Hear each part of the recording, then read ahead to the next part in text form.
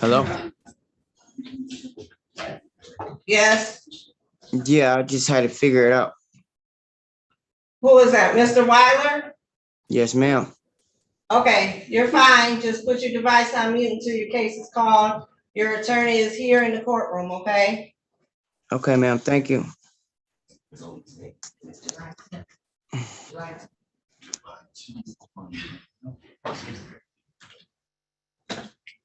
Yeah, you can, All rise. 36th District Court for the State of Michigan, City of Detroit is now in session. Honorable Ronald Giles will be presiding. Please be seated.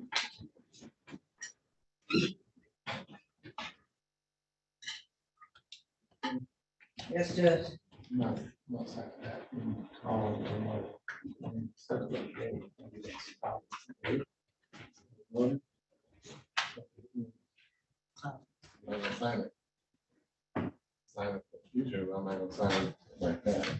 right. Oh, it's for today. Yeah. You wait till the last second. Tuesday. I'm missing a day. Tuesday.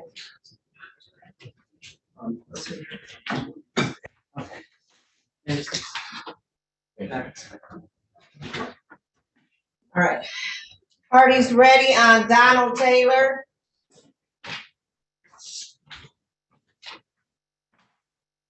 Ready? Calling case number 2257201, the people of the state of Michigan versus Donald Taylor. Defendant is charged with count 1, weapons carried concealed. This matter is scheduled for a probable cause conference. Good morning, Your Honor. Evan Bookbook here on behalf of the people, P86266. Good morning, Your Honor. Evan Callahan, P30564 on behalf of the defendant.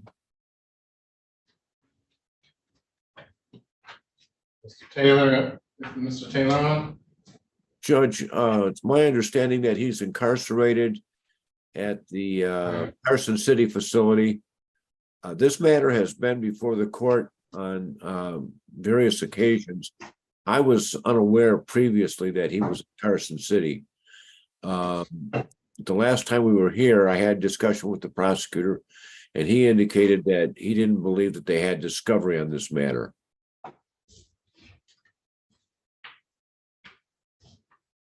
Okay, well, this is set for a PCC. So you want to waive his appearance for the purpose of today's hearing? Yes, please. All right, we'll do so. Set this matter for exam. Okay. And give him 2 weeks.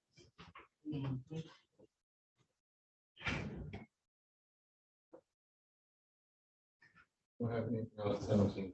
Monday is the 17th. No, nothing, Judge. All right. July 17th at 9:30.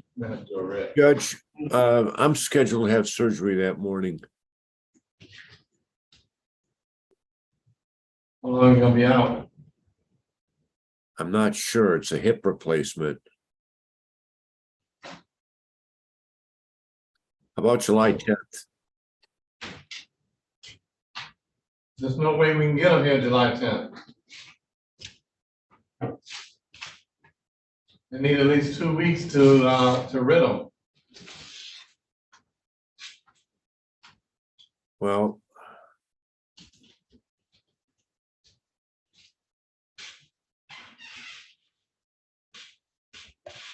I don't know what to say.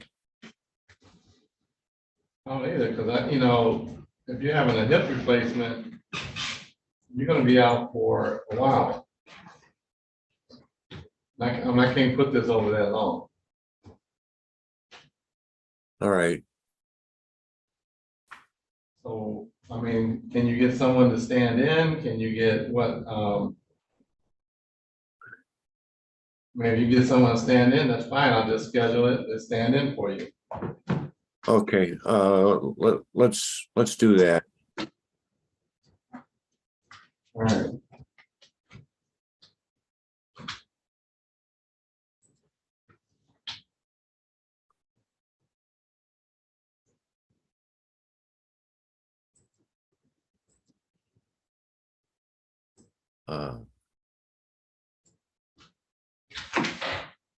It'll be on the 17th at 9:30. And could I have the prosecutor's name, please? Yeah, of course, my name is Edin Bookfoot, spelled Edin, last name is spelled Bukva. Spell it again. Edin, Edin, and then my last name is Bukva. Bukba. Yes, sir. And your phone number is, hold on a second.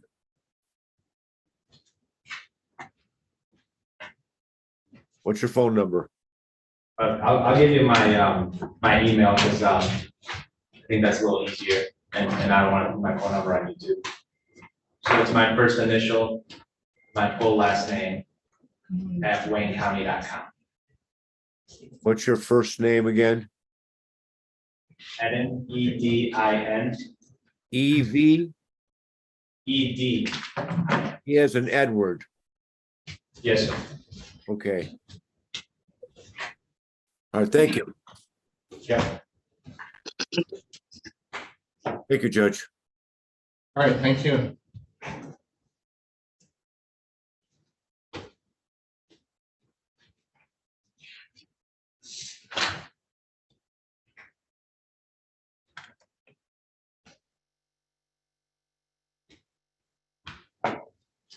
Calling case number 2356817, the people of the state of Michigan versus Genesis Sims. Defendant is charged with count 1, embezzlement.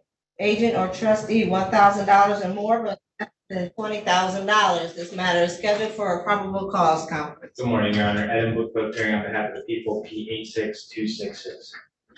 And good morning, Tiffany Howe on behalf of Ms. Sims, P79667. Ms. Sims on, Good morning. yes. Yes, I'm here. ma'am, station name, please. Genesis Sims. Thank you. All right, Ms. Howell, Yes, Judge, my client is demanding her preliminary examination. July 10th at 9 o'clock. Yes, and I'm also requesting discovery, all paper discovery as well as video, specifically the casino surveillance video of that entire day. Oh, I'm sorry, the entire of Ms. Sims' entire shift from start to finish. As well as video of the search. Okay, you're gonna have to put in an order. Okay, I can do that. You're gonna put in an order. You know, you just can't do that on the record. Like, you gotta put in the order. I emailed the court of order. All right. All right, thank you. Who's here?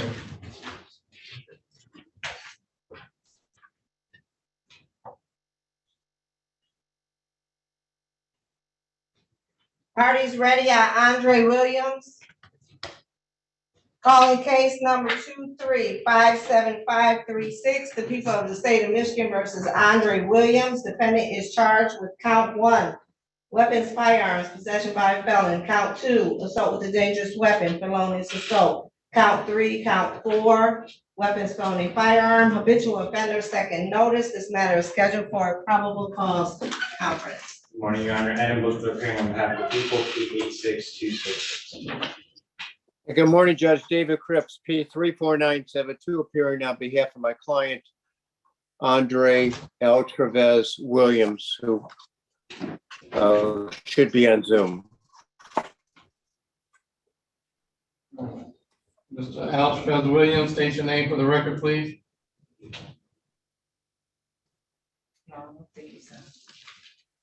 if he's in the waiting room, he didn't, change his advice. I think we have them, Mr. Cripps. Will no waiver's appearance for the purpose of today's hearing? Yes. But he does want me to make a bond argument that by waive still waive his appearance. So I talked to him a long time last night and early this morning. All right. Or waiver's appearance for the purpose of hearing, you're available.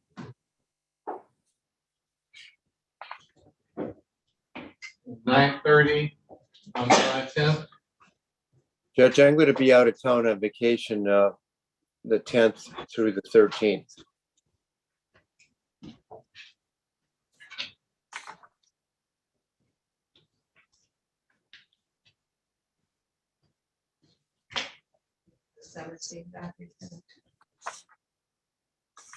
Could do the 14th. 14th, you do 9 o'clock. We have a little bit later in the morning. 10:30. Thank you. 11. What? 10:30 is good. Yeah, 11 o'clock would be better if you're offering that. All right, 11 o'clock on the 14th.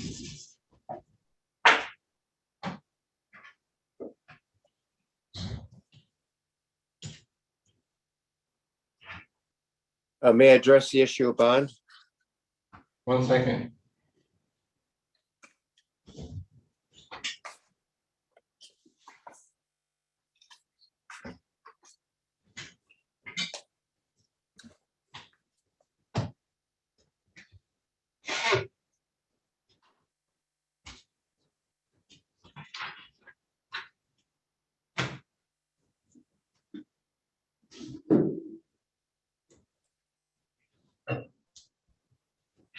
Go ahead.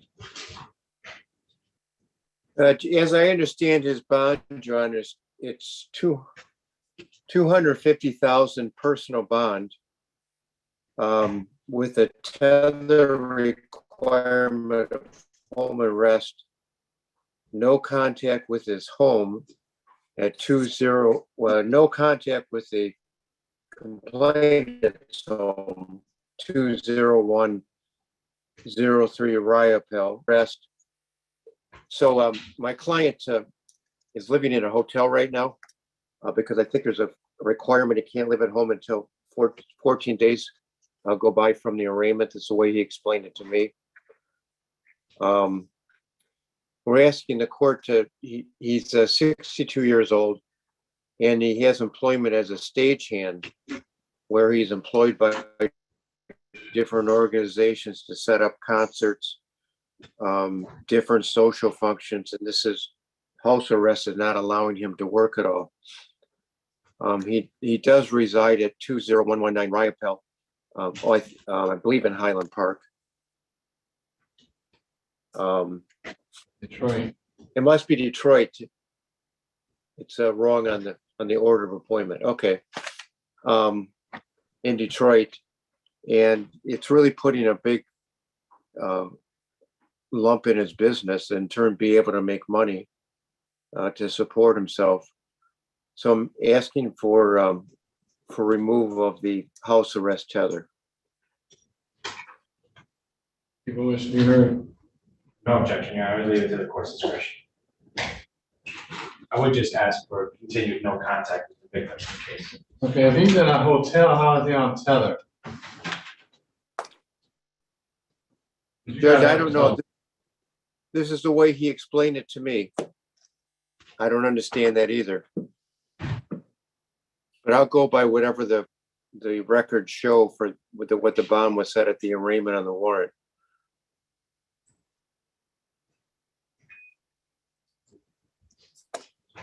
And looking at the register of actions, it just says tether requirement imposed, home arrest. No drinking, no driving.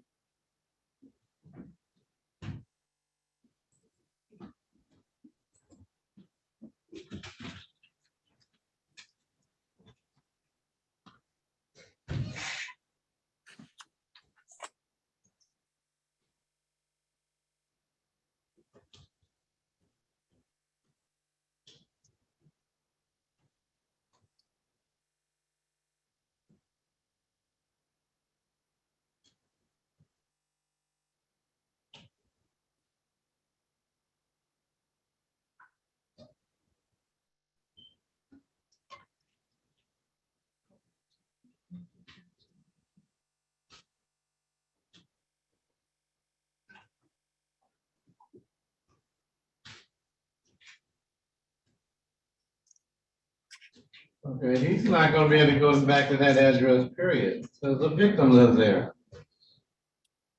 I don't know what he's talking about, no 14 days. Okay.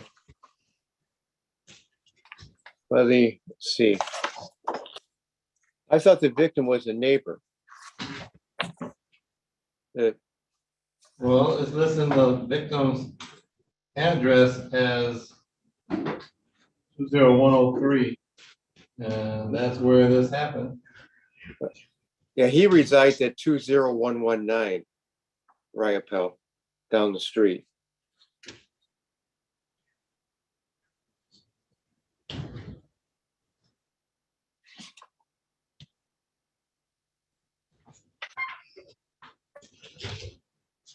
The complainant was a neighbor down the street that came to his house at the time this incident occurred.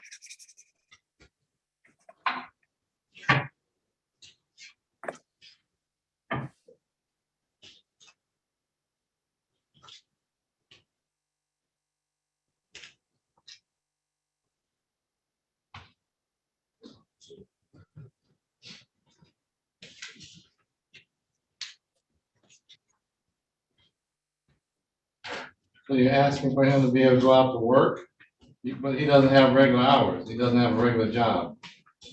Right? He would consider it a regular job because he's employed at a lot of different locations. He's a independent contractor. He's a stagehand for concerts, sporting events, catered events. He works for different companies at different venues around the city, at Ford Field, Little Caesars. Right, but you can't give me a schedule that he works. He works according to whatever job he gets, right?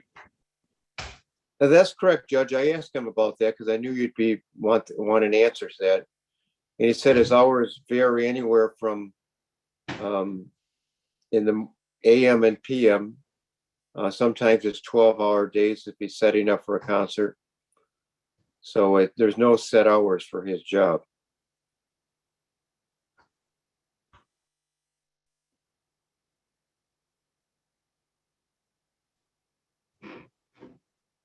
I had a long talk with him last night about what it means to have no contact and how serious this case is.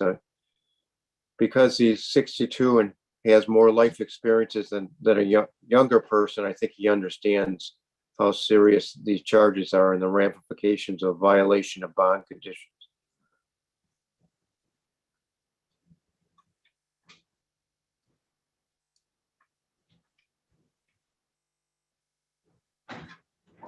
Right. What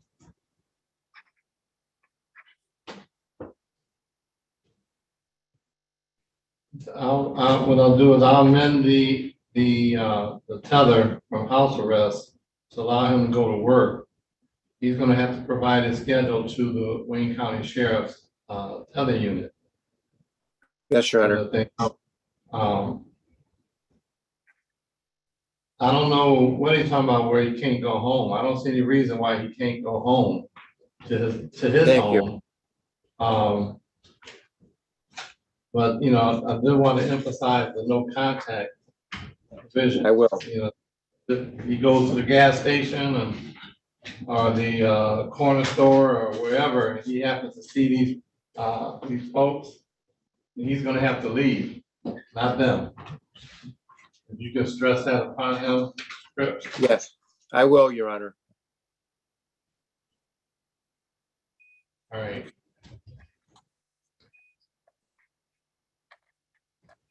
Anything else? No, Your Honor. Thank you very much. You and your staff have a great Fourth. Thank you too. Thanks. Bye, everybody. I'm Mr. Cripps. Bye, Katie.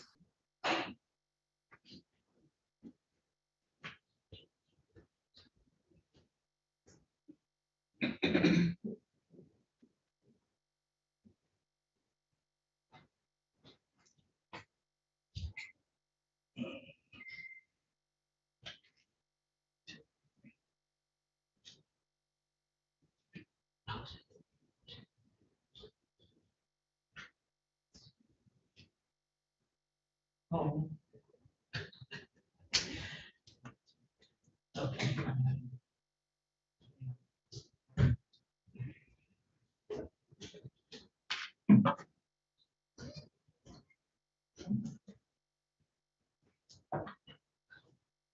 attorney to come, she said Judge King will give it 30 days. She don't have no changes.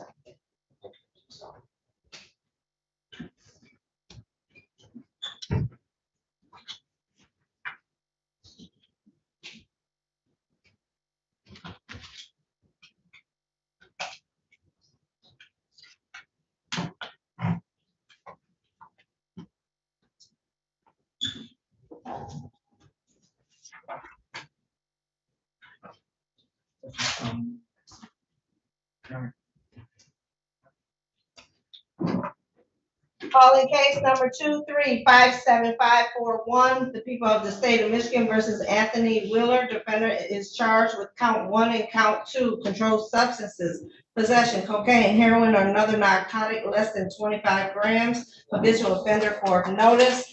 This matter is scheduled for a probable cause conference. Good morning, Your Honor. Adam Booklet appearing on behalf of the people, P 86266. Good morning, Your Honor. Neighborhood Defender Service of Detroit by Natalie Phelps, P 83355, appearing on behalf of Mr. Weiler, who's also present via Zoom. Mr. Weiler, can you please state your name for the record? Anthony Ryan Weiler. Thank you. You're welcome. Judge, I have received paper discovery. I'm still missing additional discovery. I did have a discussion with the prosecutor about that. And I would also be asking for a discovery order to be signed, so I can email that over, and then we're ready to set this for exam.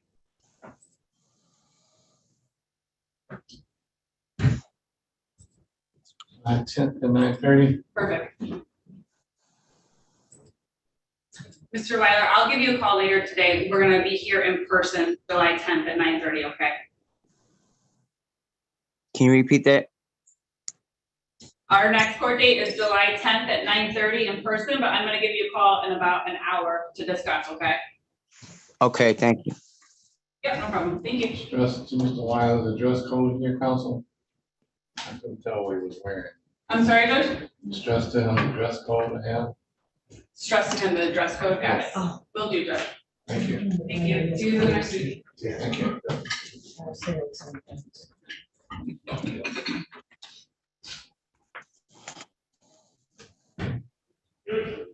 Calling case number 2357343, the people of the state of Michigan versus Raja Taylor. Defendant is charged with count 1, assault with a dangerous weapon, felonious assault. This matter is scheduled for a probable cause conference.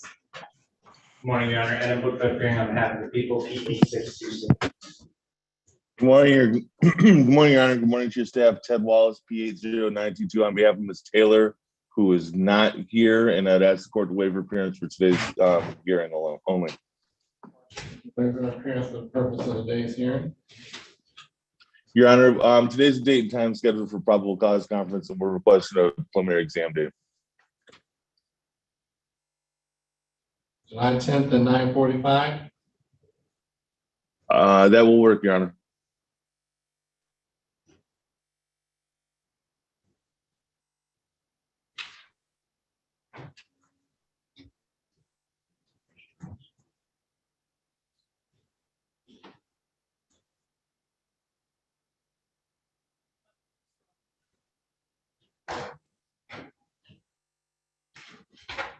All right, anything else? No, Your Honor. Everybody have a good 4th of July week, or good 4th of July. Thank Take you, you care. too.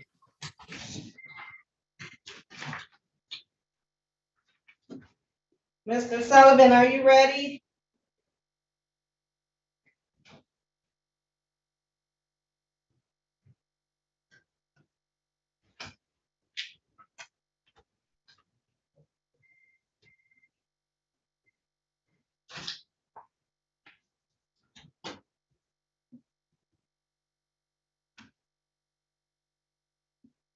He's on, I just. Maybe, no, no.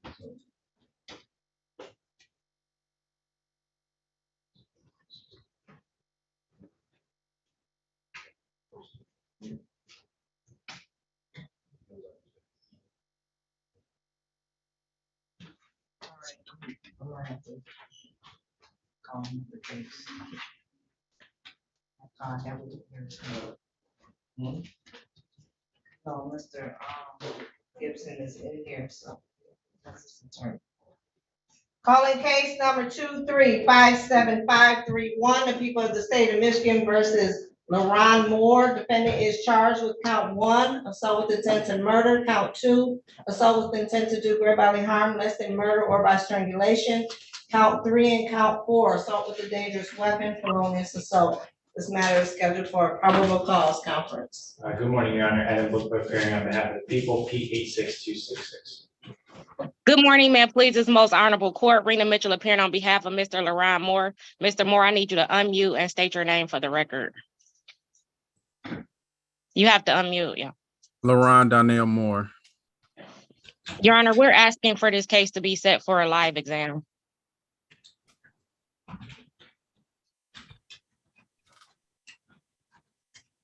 July 10 o'clock. Your Honor, that does not work for me. I have 2 exams scheduled already for the 10th. What time? I'm just telling you, I don't want to hold 3 prelims in one day, so whatever times they are, that's not good.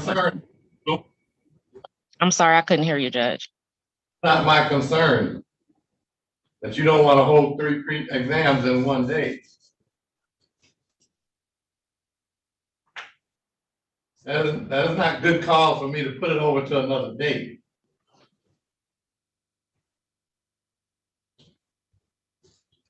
Well, just pick a time, whatever you see fit, then, Your Honor. Just you pick it.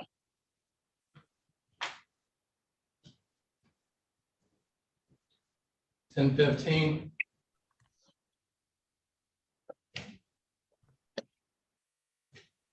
It works. Not really, Your Honor. I'm just telling you that that day is busy for me, and you're saying you're gonna force me to hold it on that day. So. But you're telling me you got 2 other exams and you don't want to hold 3. That's what you told Yes, me. and I I asked you also what time. Excuse me. You asked me I asked you what time your other exams were, and you didn't tell me. You told me just pick a time. Because that date is not good for me, Your Honor. Because you don't want to hold 3 exams, not because No, and you're I also have 2 other cases that morning, Your Honor. So it's like my docket is full, and this is a serious matter. And so I want to be able to give the attention and time that's needed for the case. I don't want to spread myself out thin that whole day. So I don't want to, cause any ruckus for you or inconvenience for you. I just would like for it. If I could do it the 11th, the very next day. All right, well, that's not what you said. I go by what you tell me, all right? Okay, Judge. Can we get a date for the 11th? Yeah. Thank you.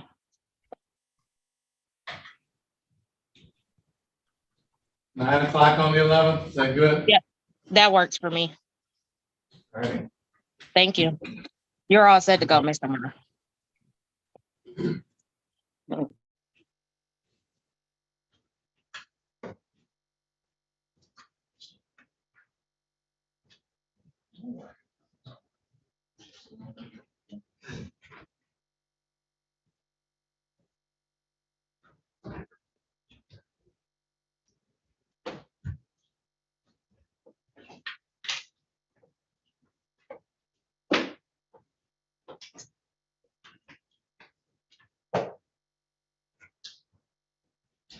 Calling case number 2357523, the people of the state of Michigan versus Budell Gibson. Defendant is charged with count 1, assault with a dangerous weapon, felonious assault, count 2, weapons carrying concealed, count 3, weapons felony firearm, count 4, lying to a peace officer, a 4-year or more crime investigation, count 5, felony commission with a motor vehicle. This matter is scheduled for a probable cause conference. Good morning, Your Honor. Adam Bookler appearing on behalf of the people, P86266. Good morning, Judge. Neighborhood Defender Service by Andrew Sullivan, P84261, here representing Fudale Gibson, who's present in the courtroom. Mr. Gibson, can you state your name for the record? Good morning, Judge. Good morning, courtroom. My name is Fidel Gibson. Good morning. Counsel? Yes, Judge, we're requesting an in-person preliminary exam date, also requesting to be heard on bond this morning.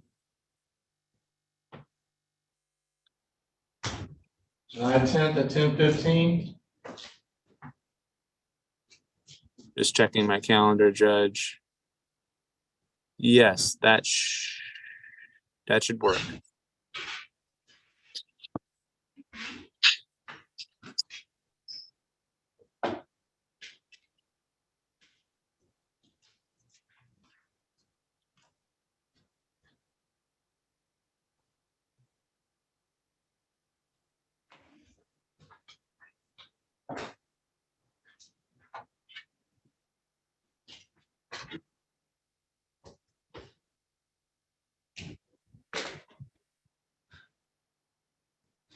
What's the issue on the bond? Judge, Mr. Gibson is on house arrest, as I understand. He's wearing a GPS tether. We're not objecting to the GPS tether at this time, but a condition of house arrest is preventing him from going to work.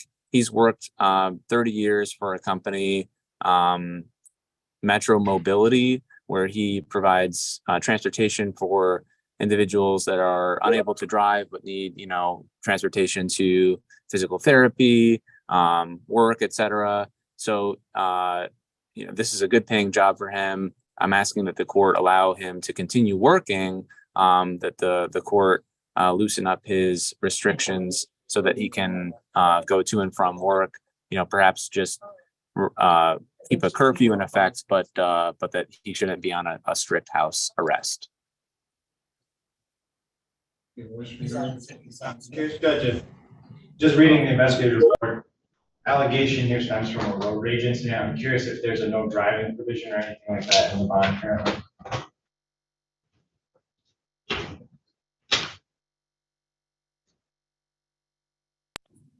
And Judge, there is a allegation here of road rage that resulted in the allegation that Mr. Gibson pointed a gun.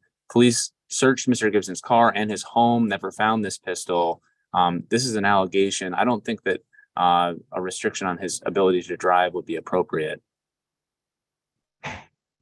Well, currently, there is no restriction on his ability to drive. Okay. And then the people would have no objection to Mr. Gibson, going to work and earning a living in this case.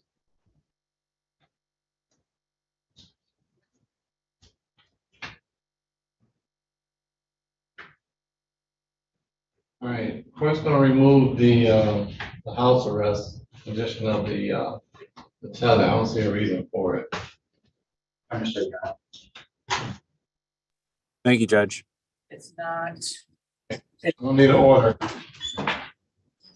I'll provide that as soon as possible, Judge. Thank you. Well, I don't know what that means, Counsel. This morning, I'll have an order. I got it. I have it. I got it.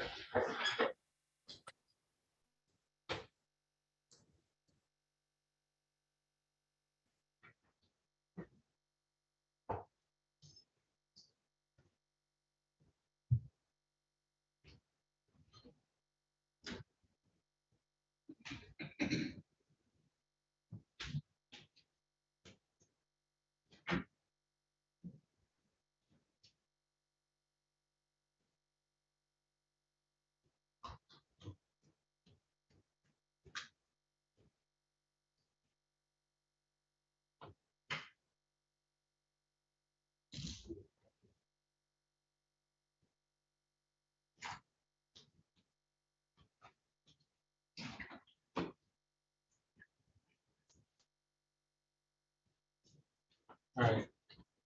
We'll send that over to the tether unit. Anything else? Nothing else for the defense, Judge. Thank you. All right, thank you. Thank you, Judge. Thank you, courtroom, and enjoy your holiday. Thank you. You too. Let's have a seat in the hallway. Okay.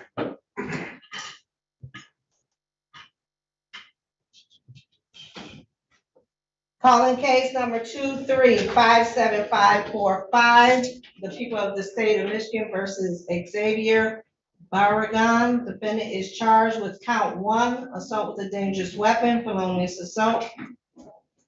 Count 2, weapons, felony firearm. This matter is scheduled for a probable cause conference. Good morning, Your Honor. Adam Busbach appearing on behalf of the people, P86266. Good morning, Your Honor. Neighborhood Defender Service by Jonathan Cohen, P86151, appearing by Zoom with Mr. Xavier Barragan, who's present also by Zoom from the Wayne County Jail.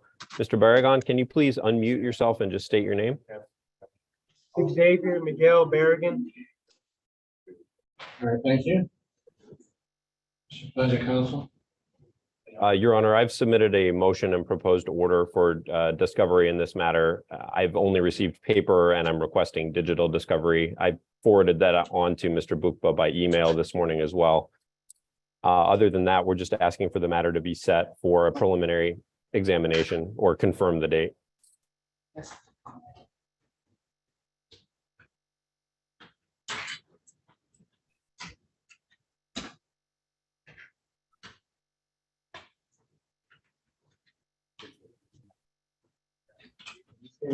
Order. I did not.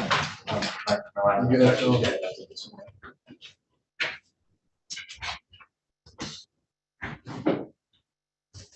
All right. July 10th at 10:30. Your Honor, I have a CSC first examination on that day at 10 o'clock in Taylor. Unfortunately, I don't know if the court has anything later in the day on the 10th. Otherwise, I do have availability if the court does have anything late morning on the 11th.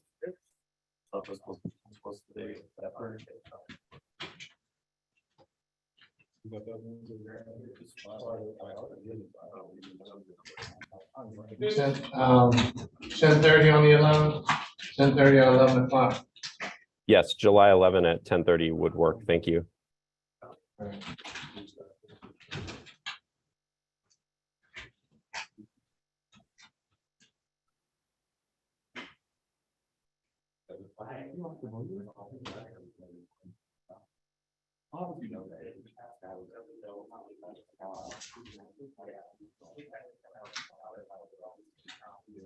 Anything else? Nothing more from the defense. Thank you, Your Honor. Close the hearing. Thank you. Thank you. You're all set, Mr. Barragan. Talk to you soon.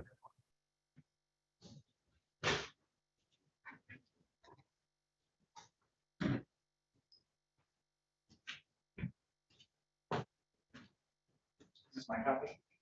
I haven't signed it. I mean, there's like the normal stuff that I would normally object to, like main information that I can't turn over.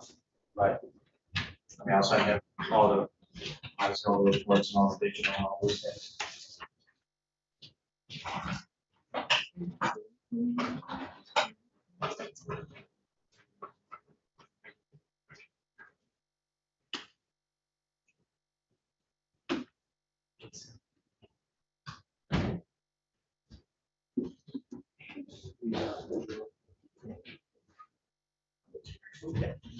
Or actually, it's okay. That's fine.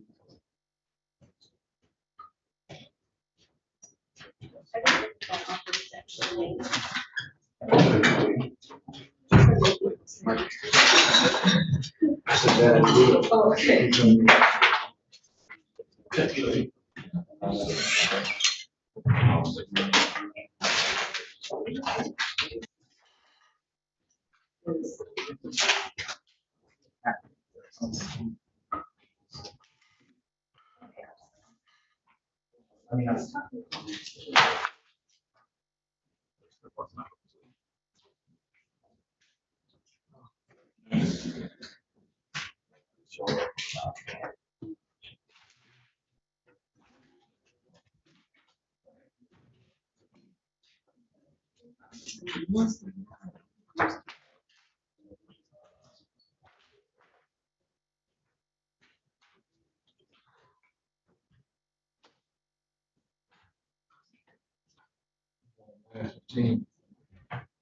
Uh, 9:15 is the one in the hall, working out. Everybody didn't show up at all. This is a figure. You said nobody on the 9, right? Nobody.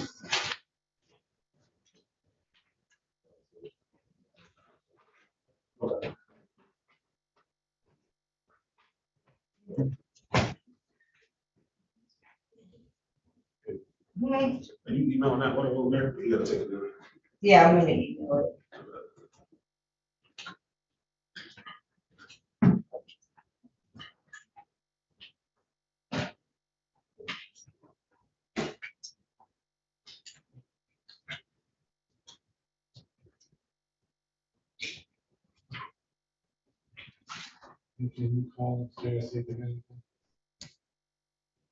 Oh, you mean next door?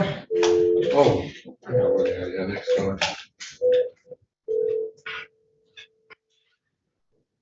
Judge King courtroom. Hey, Arnita, do you have anything? No, so the one attorney I had, she just sent a message that she had to leave, she'd be right back. Okay, So no attorney.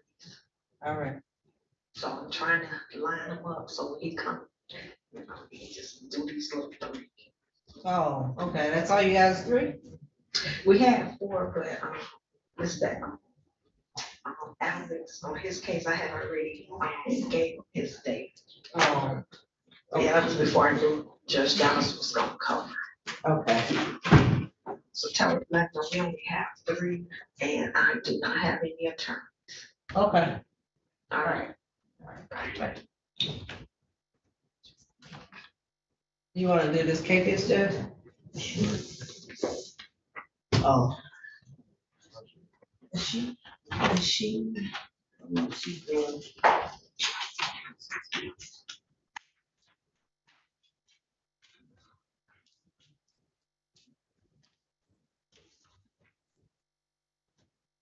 Counselor, are you doing, PCCs or is that it? No, PCCs.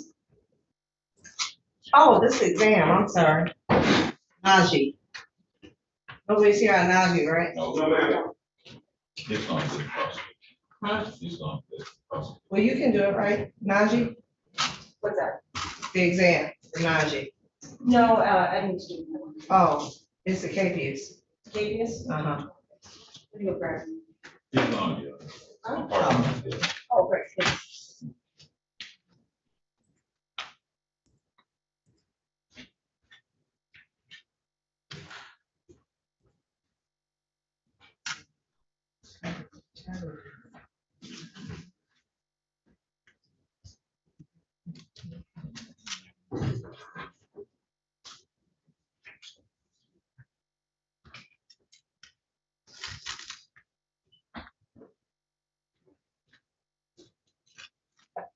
All right.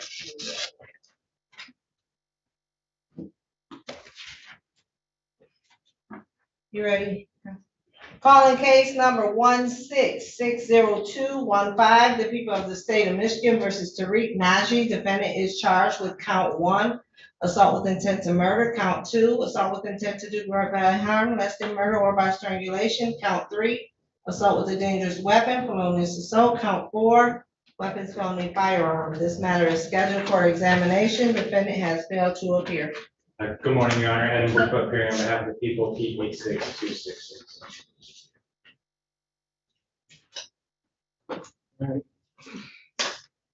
We don't have a defendant or a counsel.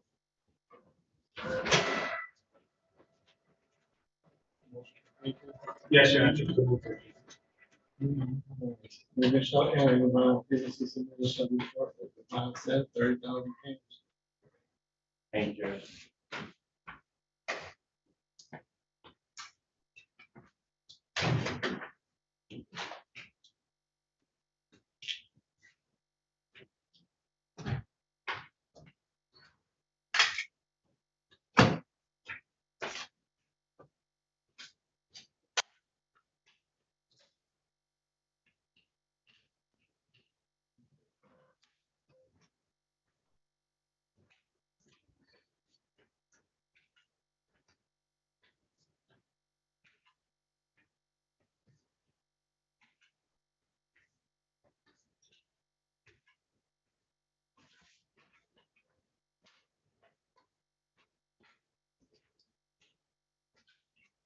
Singleton, did you tell him I faxed it over? I sent over.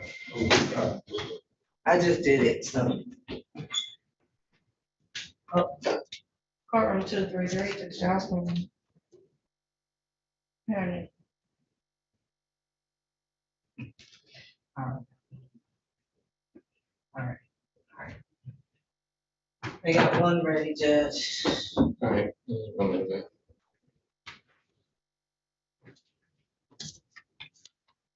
You don't have to run, Judge, you can walk. I can walk. Thank you.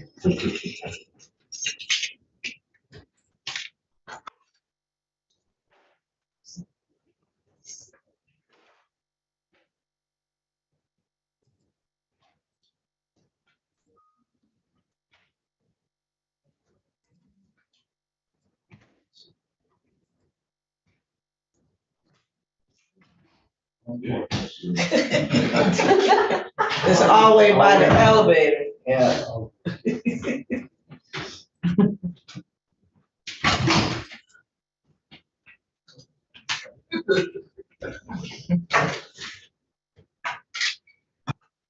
I see that one.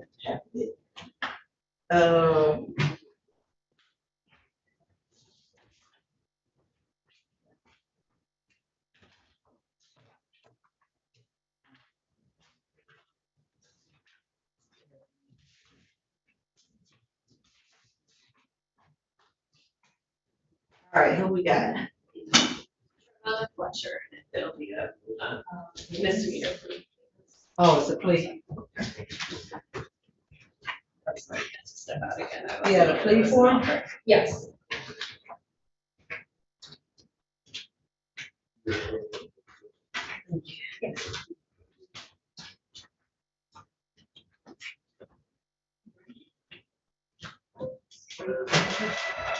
Yeah. I'll give you a copy. Okay. Good. All right.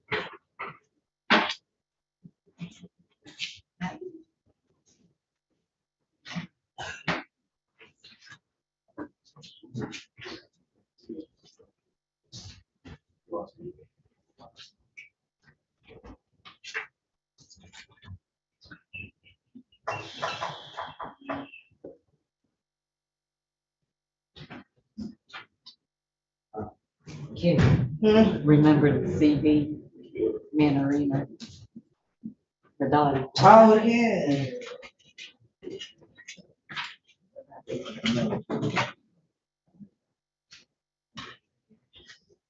Copy the call. I don't have that file.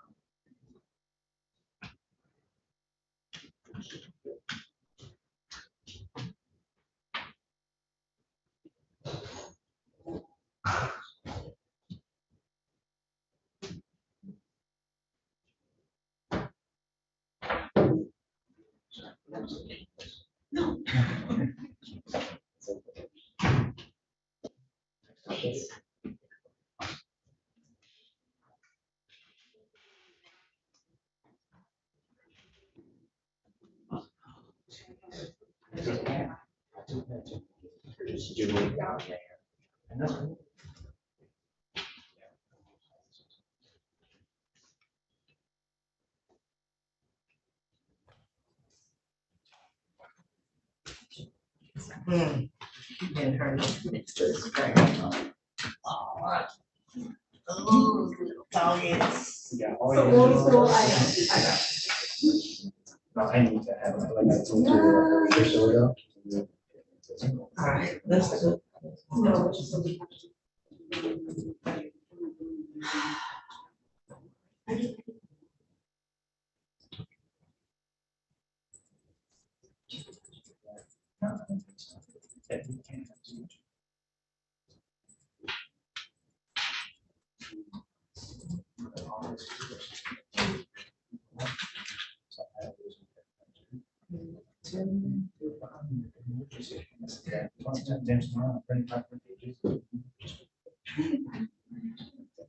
Oh, it's 37.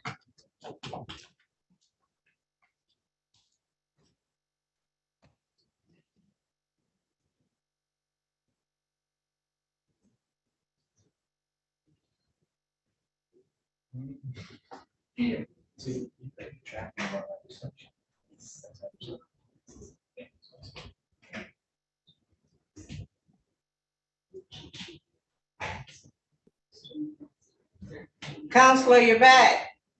Yes, I'm thinking about this situation I've got. I'm gonna ask the court to allow me to withdraw.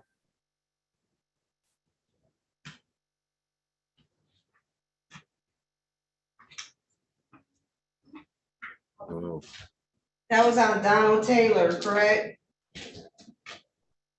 I'm sorry. That was on Donald Taylor, correct? Yes, correct.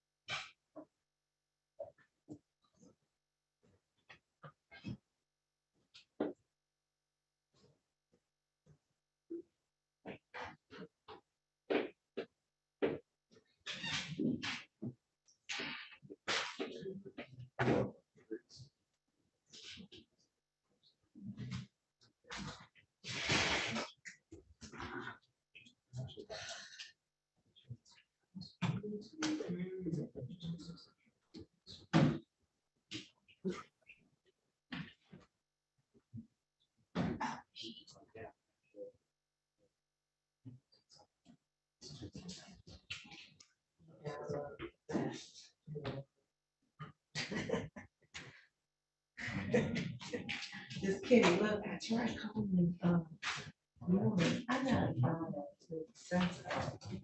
it looks like a week, right? But there's nothing in here. There's only ROA. Water. And with this I do Gatorade Zero. And they come in little powder packets. It's 210.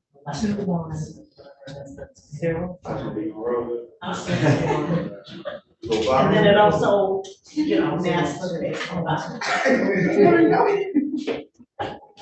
Good morning. I'm sorry.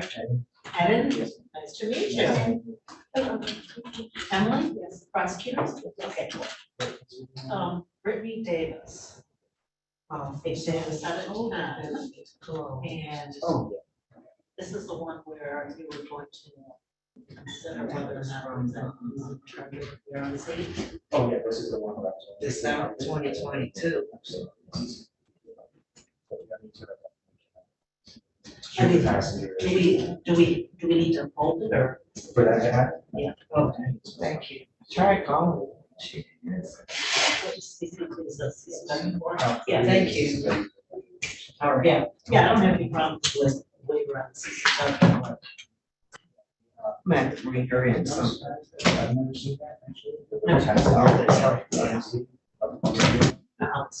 Right, it depends on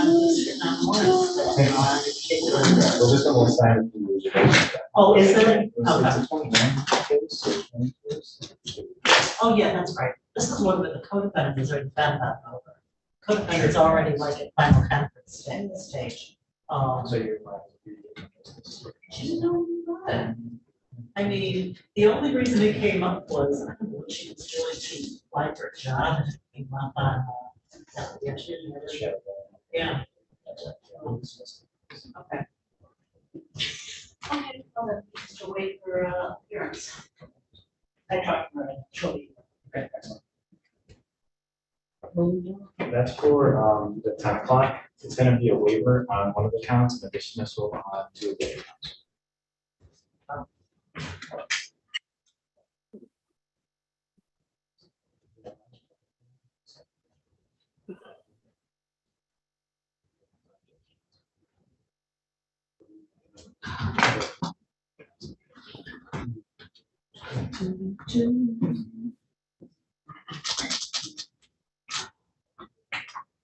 Fun stuff.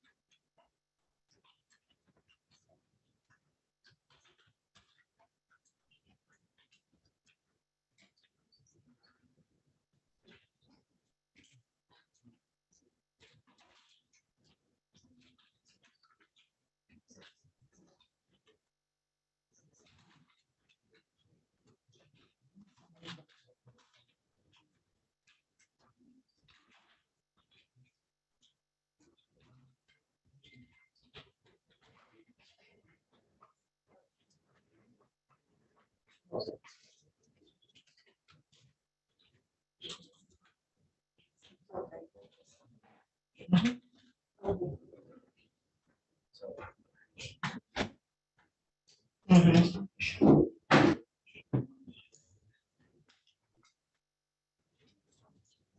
Mhm.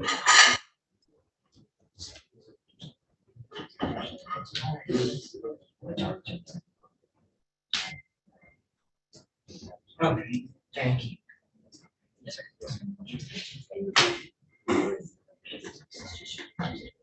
Courtroom 233, Judge Johnson.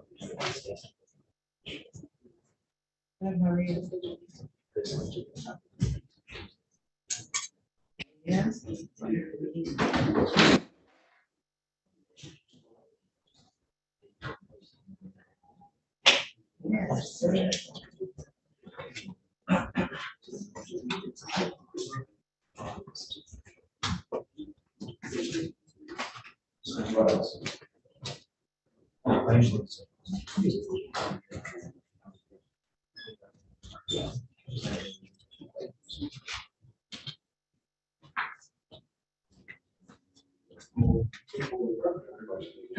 Oh, she did say it.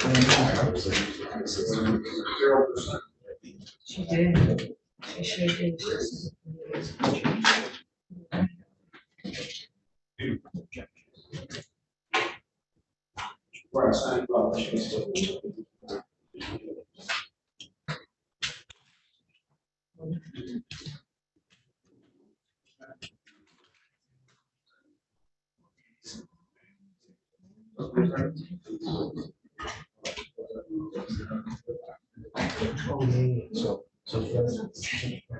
Okay.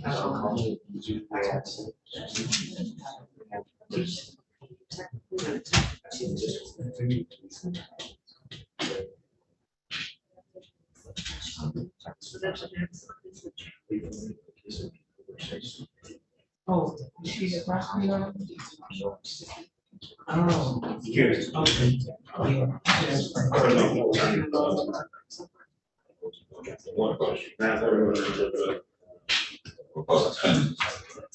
Okay.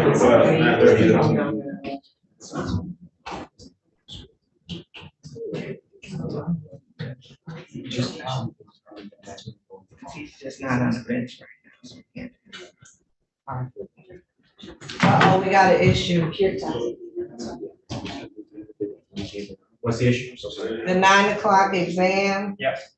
Tariq Najee was supposed to be at 11 o'clock. Oh, so that's good. Judge Jefferson wrote it for 11. So it's my error, I set it for 9. Should KPSU? It's all right, I'm sure they're still coming, right? We'll just have to warn them, right? But honestly, like if it, yes, the victim wasn't here at 9, I think my subpoena said 9. 9. So when Mr. Nadi shows up. Okay. Yeah. In 2016. Really? It's an. I didn't think you guys would know that. Actually, yeah, no, I actually found it. Oh, jeez. That's what it makes sense. And How did I then do that? well, usually like you find it, and then the victim. I'm like, wow, now I feel more. That's an easy Oh, thing. wow. That's what nobody's here. Ah. The attorney ain't gotta come back.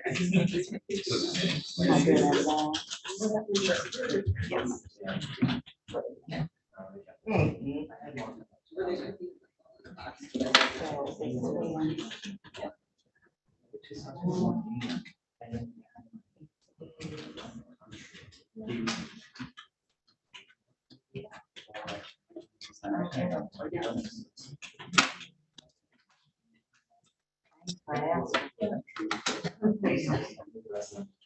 I mean, they're already borrowed.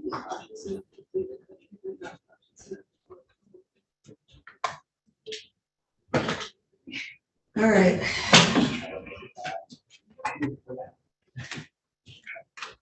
The others, two attorneys must have came over there next door. Yeah.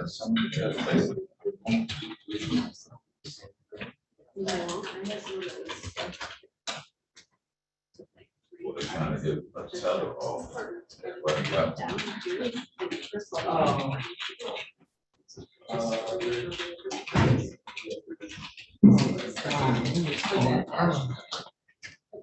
Courtroom 233.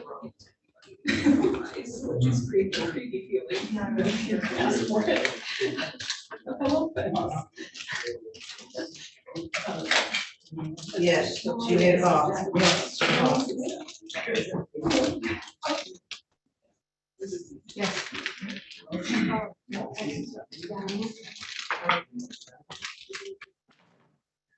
You know, that's the only district court that everybody gets a teller.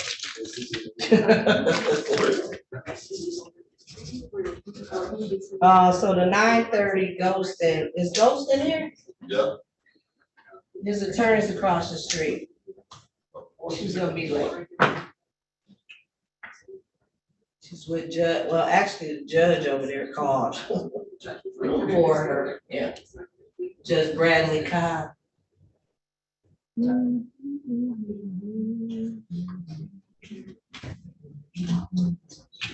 So everybody's open. Yep. Aren't we lucky?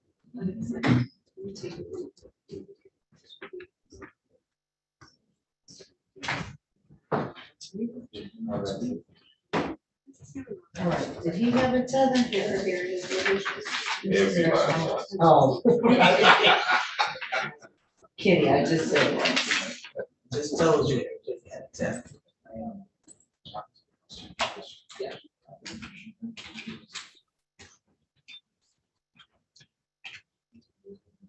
I want to start in that teller.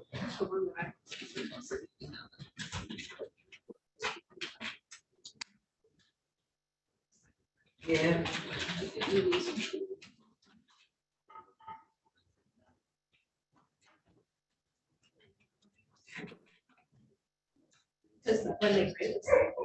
Still sweet.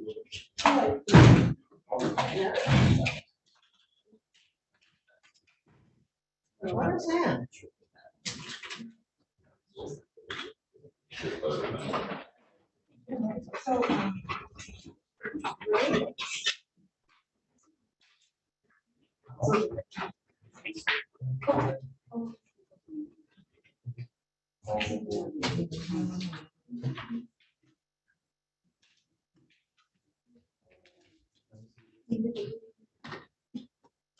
Hey, did you get a motion by chance from another prosecutor?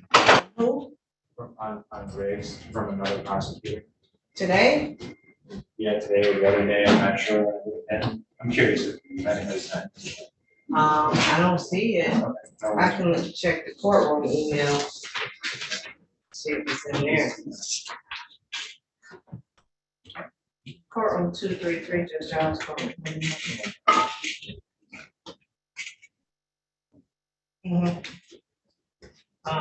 Yeah, you can email it to, the courtroom email.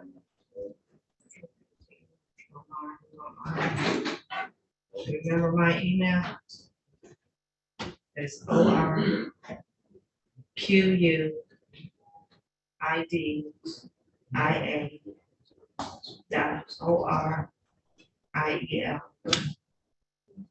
at 36 District Court.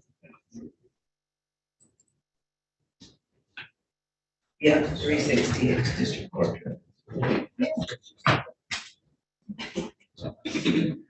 I know everybody says that.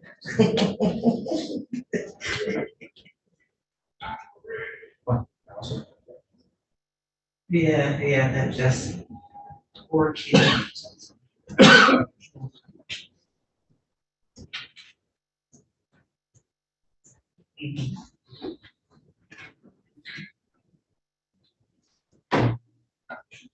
Correct. I know, it would be nice. All right. Constance, you ready? Yes. Calling case number 2257201, the people of the state of Michigan versus Donald Taylor. And move to appearing on I'm behalf of the sorry, people. I'm sorry. Oh, I'm sorry. Go ahead, this matter is a recall. And move to appearing on behalf of the people, P 86266. Good morning, Your Honor. Evan Callahan, P 30564 on behalf of Mr. Taylor. Judge, in considering my circumstances and the probable types of proceedings that Mr. Taylor is going to be subject to, I'm requesting the court to allow me to withdraw. I don't think I'm going to be able to fulfill my obligations as needed here. All right. I'll allow you to withdraw.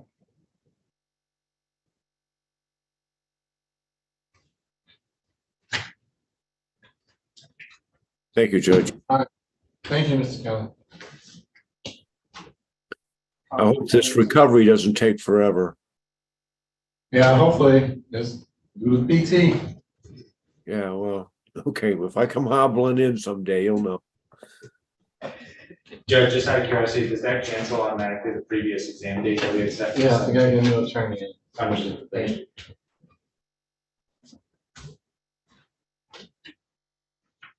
Calling case number 2357438, the people of the state of Michigan versus Trevana Fletcher. Defendant is charged with count 1, larceny, $1,000 or more, but less than $20,000. This matter is scheduled for exam.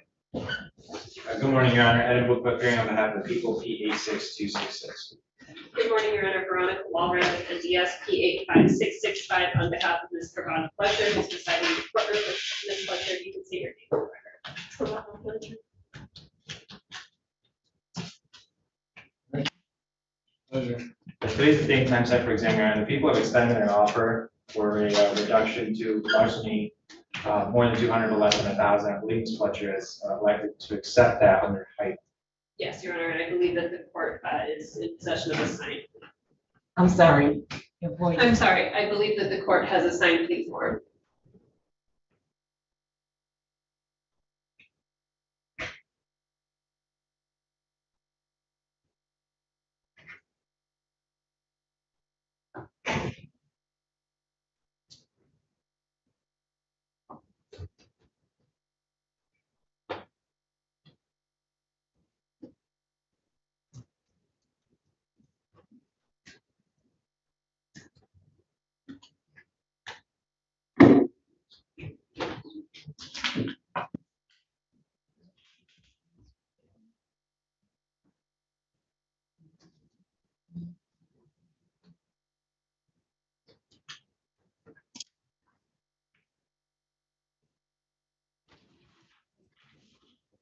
All right, have a plea form for 1 count larceny, 200 more, less than 1,000, which is a statutory maximum 1 year. The agreement, probation, terms, conditions set forth by the court item. Is that correct? Yes, Your Honor. Yes, Your Honor. All right, let's raise your right hand. You swear or affirm to tell the truth, the whole truth, and nothing but the truth, so help you God. All right. And state your name. But you understand that you are by pleading guilty, you give up certain constitutional rights to trial.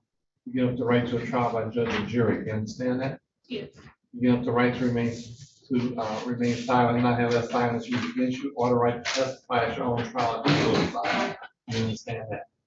You also give up the right to be presumed innocent until proven guilty beyond a reasonable doubt. You understand that? You give up the right to confront and question any witnesses the state has against you, and use the court subpoena power to use force any witnesses you may have to come to court and testify on your behalf. You understand that? Yes. You understand all these rights, Your Honor? On record with me. You understand all these rights I've gone over? You had an opportunity to talk to your attorney about all these rights. Yes. And you freely and voluntarily waive these rights to plead guilty because you are guilty. All right, have a sense of factual basis. Yes, Your Honor. Just pulling it up right now. I can just have one right first. Okay, let's get it there. So on June 16th, 2023, were you at work in the city of Detroit? Yes. That was at UPS? Yes. Okay. And the location was, in addition to the city of Detroit, it was also in Wayne County? Yes. Okay. And you attempted to steal 3 iPhone 14s from a package at work? Yes. Did you do that on purpose? Yes. Okay, and knowing that the rightful owner would not be able to use them if you did so? Yes. Okay, and you knew that the combined value of those iPhones was over $200? Yes. I believe the factual basis is satisfied. The people are satisfied. All right, court's going to accept the plea. Now it's going to be referred to the probation department for a pre-sentence investigation report. You're going to come back for sentencing. That's going to be in front of Judge Bryant. And I'll give you the date 1 second.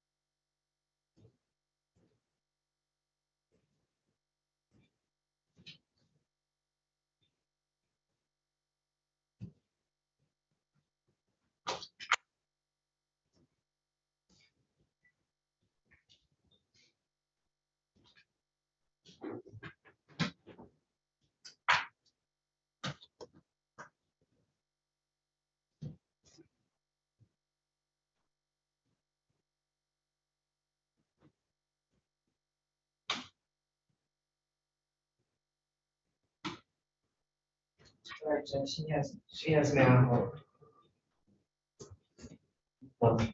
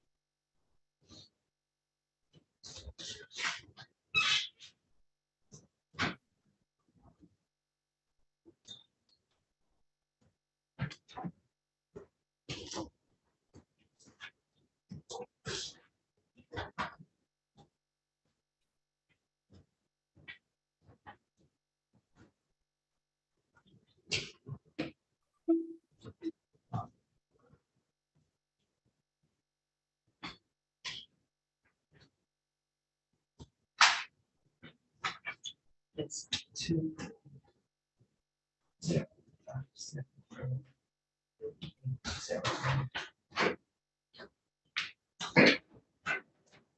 Yes.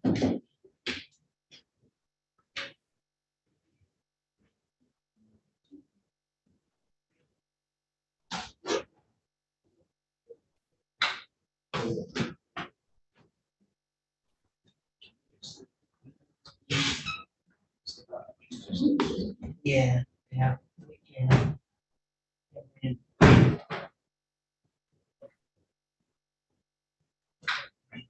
So, change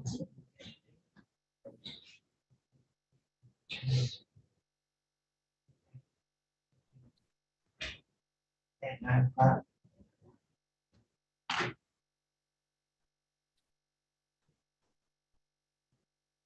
All right. All right, thank you. Just new clerk, she didn't know how to pass. August 21st at 9 o'clock.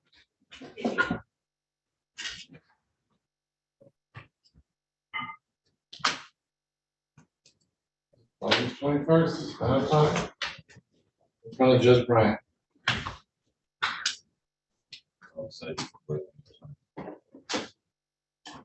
The counselor, she has paperwork, so can you have it this way? Yes, it will. Judge. Our 9:45. Mr. Pope, I'm sorry, Mr. Pope is the attorney. Joshua Griggs. He was just released from juvenile, but it's a waiver, so we're both on to.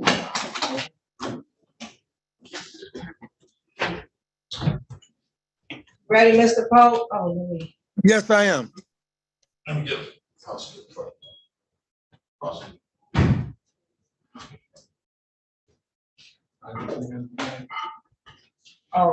Judge Bradley Cobbs from Frank Murphy called.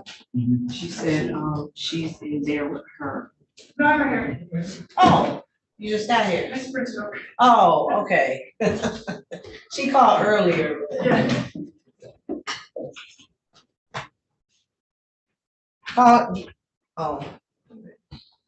Calling case number 2355132, the people of the state of Michigan versus Joshua Griggs.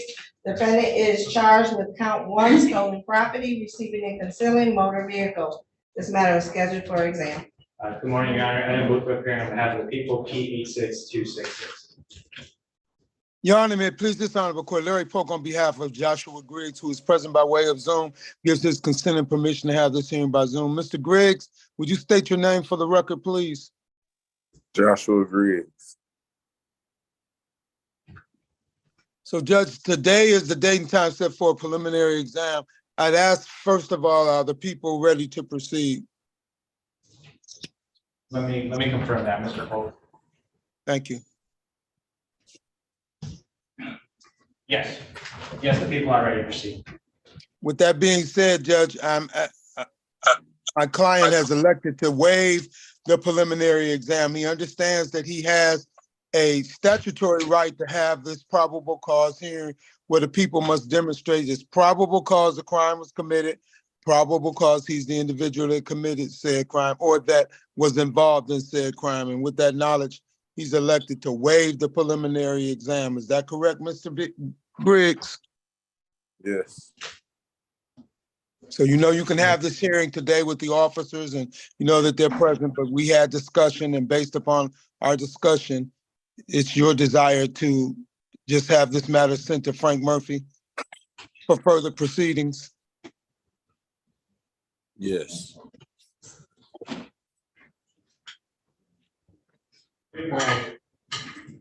Mr. Griggs, I know your attorney has gone over this, but I also have to go over it with you. You understand that you have a statutory right to preliminary exam with a statement show by probable cause a crime was committed and probable cause you had something to do with committing it. You understand that? You understand what I just said? I beg your pardon? Sir. Anybody promise you anything or threaten you in any way? Yes, sir. Okay, has anyone promised you anything or threatened you in any way to get you to waive your right to preliminary exam? No. You're waiving your right freely and voluntarily after having opportunity to talk to your attorney about it. Yes. Do you have any objection to the court signing your name to the waiver form and initialing off? Yes. No, do you object to it? Oh, no. All right, and Mr. Pope, do you have any objection to the court signing your name to the waiver form and initialing off? Absolutely not, Judge. All right, thank you. Do people have any objections? No objection, to the waiver? Waiver. Thank you. All right, court will find that you freely and voluntarily waive your right to preliminary exam as bound over the Wayne County Circuit Court Criminal Division for arraignment on the information, be July 17th at 9 o'clock. Thank you, Judge. All right, thank you. You and your staff enjoy the rest of the day and your holiday tomorrow. Thank you. Thank you. All right, you can sign off, Mr. Griggs.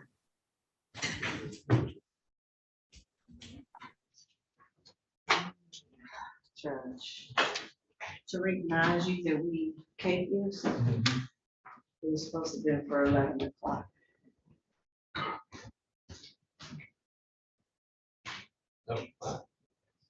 It's my error. I put 9 instead of 11, just Jefferson. Alright. He did call Who? the attorney. Okay.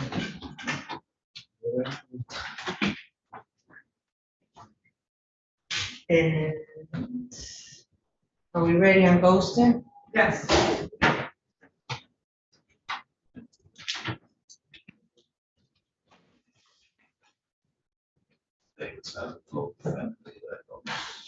Yeah, I figured that out. See, they only sent me this. This is way here in the detention. Twice. My client's the next year is gonna. And next week, No. you feel comfortable with that.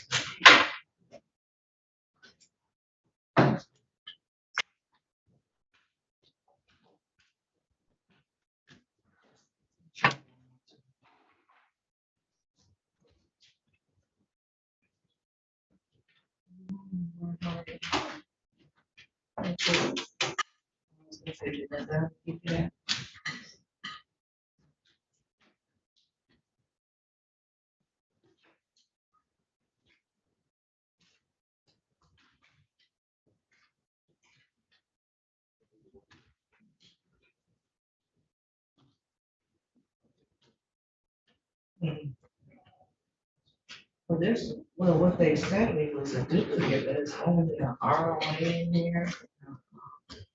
Detainee sheet, there's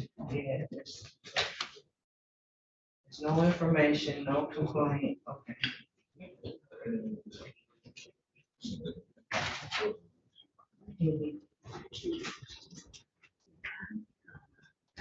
All right, thank you. All right.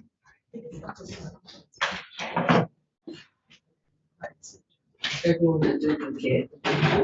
They're doing a duplicate. Oh, okay. Parties ready on Thomas Golston.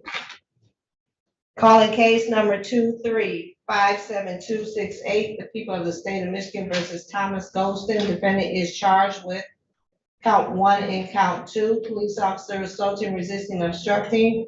This matter is scheduled for examination. Good morning, Your Honor. Adam Copeland appearing on behalf of the people, P 86266. Good morning, Your Honor. May I please the court first, Iverson, P 71920 on behalf of Mr. Wilson, who is present to my right. Mr. Golson, can you state your name for the record, please? Thomas Golson. Thank you, sir. All right, you ready? Yes, Your Honor. People are ready to proceed as well. The people just asked for mutual sequestration of all witnesses. All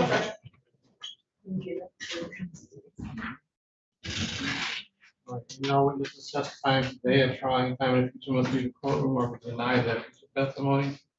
That includes YouTube and or Zoom. Sorry, Judge. Thank you, Your Honor. The people would call their first witness, Sergeant Otha Craighead.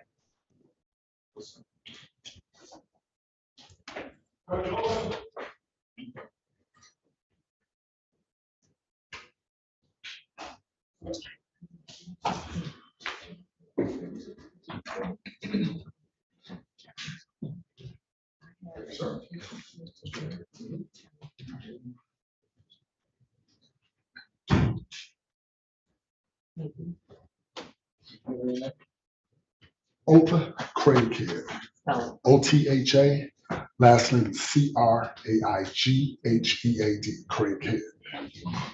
You swear or affirm to tell the truth, the whole truth, and nothing but the truth, so help you God. I do.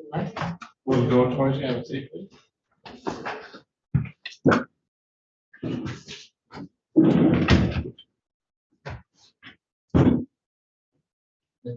Thank you, Judge.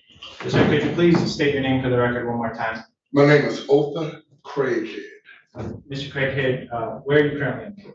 I work for the city of Detroit, Detroit Police Department. How long have you been with DPD? 34 years. Okay.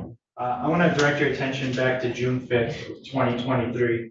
Were you at the location of 14000 Steel? Yes. Is that in the city of Detroit, County of Wayne? Yes, it is. What is at that location? It's a single family dwelling. Okay.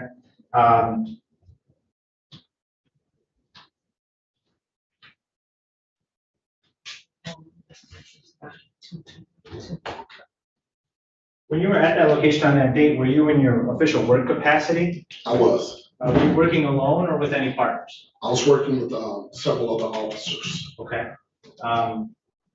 What were you doing at that location on that date? I was a supervisor at that location, one of the supervisors. I was assessing the scene and we were investigating a crime. So you said scene and crime. So was this an active crime scene at the time? Yes, it was. Okay. So what are you specifically doing as a supervisor at this crime scene? I was relaying officers to deploying officers to the location, around the location. We were securing the address, securing the location, just things of those nature. Are you wearing a uniform at the time? No, I was pretty much dressed like I am now in a modified shirt that says, commercial auto theft on it. That's where I presently work. Is your badge showing at all during this time? I have my badge around my neck. Okay. So while you're setting up at the scene, what if anything happens that might bring us into court here today? Well, while I was at that location, I was securing it. I noticed, at first I heard a vehicle, high speed, coming towards me. I looked and there was a red van coming up still from the Schoolcraft area, so I would have been coming northbound. I was going to wave the vehicle to slow down because I just thought it was a citizen coming up, not realizing that we had a lot of police in the area and on the street. And the vehicle came towards me and pulled up in front of the location at a real high rate of speed, had to skid. So let me stop you right there. You said there's a lot of police in the area. Are all these officers on foot?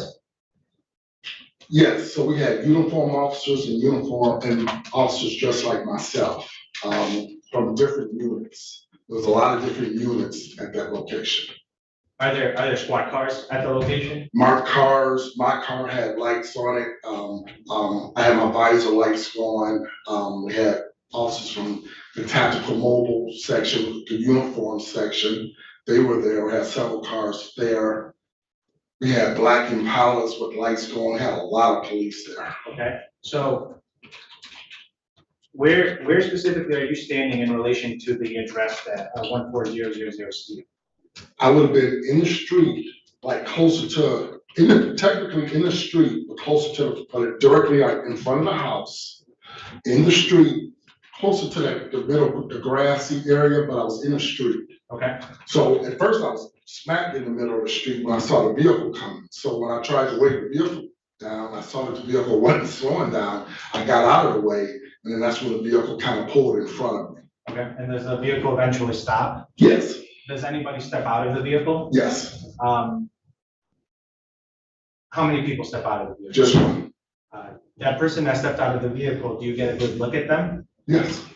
Do you see that person in the courtroom here today? I do. Could you please point to them and identify them by an article of clothing? Sitting at defense counsel table, wearing a white shirt, button to the top. Thank you. Your Honor, may the record reflect the witness identified the defendant, Mr. Golston. Record so reflect. Thank you, Judge. Okay, so when Mr. Golston steps out of the vehicle, do you say anything to him? Yes. What do you say to him? I approached him and I said, hey man, I'm the police. We have a situation going here. Okay, does Mr. Golston respond to you? Yes. What does he say to you? He said, this is my family's house, but he was really, really excited. So there might have been a few cuss words, but this is my family's house. I'm here, I'm checking on my family. Okay, and what if anything happens next? Well, I was trying to explain to him at first myself, just me. I was trying to explain to him that I need you to slow down, take a breath, let me explain what's going on. Nothing bad is happening. Anybody in the house or family is fine, but we have a situation going on here. And it just fell on deaf ears. He just wasn't hearing me. He wasn't, or if he heard me, he wasn't responding to that. Okay, so what if anything happens after you explain the situation? He tries to pull past So now I'm a big guy, he's a big guy, so I'm like, look, man, this is not gonna happen. So let me stop you right there. What do you mean by he tries to blow past? He tries to go towards the house. I was trying to keep him from the house because we were still investigating our initial scene. So all while this is happening, I kept saying, man, just calm down. I'll explain everything that you want to know. Just trust me. Trust me. Nobody's here to hurt you. We're just trying to do our thing and we'll explain it to you. Okay, so when you're explaining that to him, does Mr. Gold says he's saying anything to you? A lot. Okay, what is he saying to you? Using profanity, fuck that, this is my family, fuck the police, fuck y'all, I'm gonna see about my family. But he was really on 10, he was really upset. He was wasn't listening. Okay, so what if anything happened? So, all while I'm talking to him now, understand, I'm the first one who engaged him. Other officers saw everything that was going on. Okay. Just specifically, what do you, I'm sorry, Your Honor. Objection sustained. Thank you. So hold on, before you say anything, let me ask another question. And before I ask another question, just tell me what you saw, what, these sorts of things when I ask. So, what if anything, I believe my previous question was, what if anything happened after you explained it? So without telling me what other officers might have seen or anything like that, what if anything happened from your perspective? So, from my perspective, other officers. Hold on, no, just not anything. Did you observe other officers do anything? Yes. What do you observe other They officers? came around me and other officers also tried to defuse it. Do you know the names of those other officers? Yes, one of them was my commander, Eric Decker, the captain from my unit, Tony O'Rourke,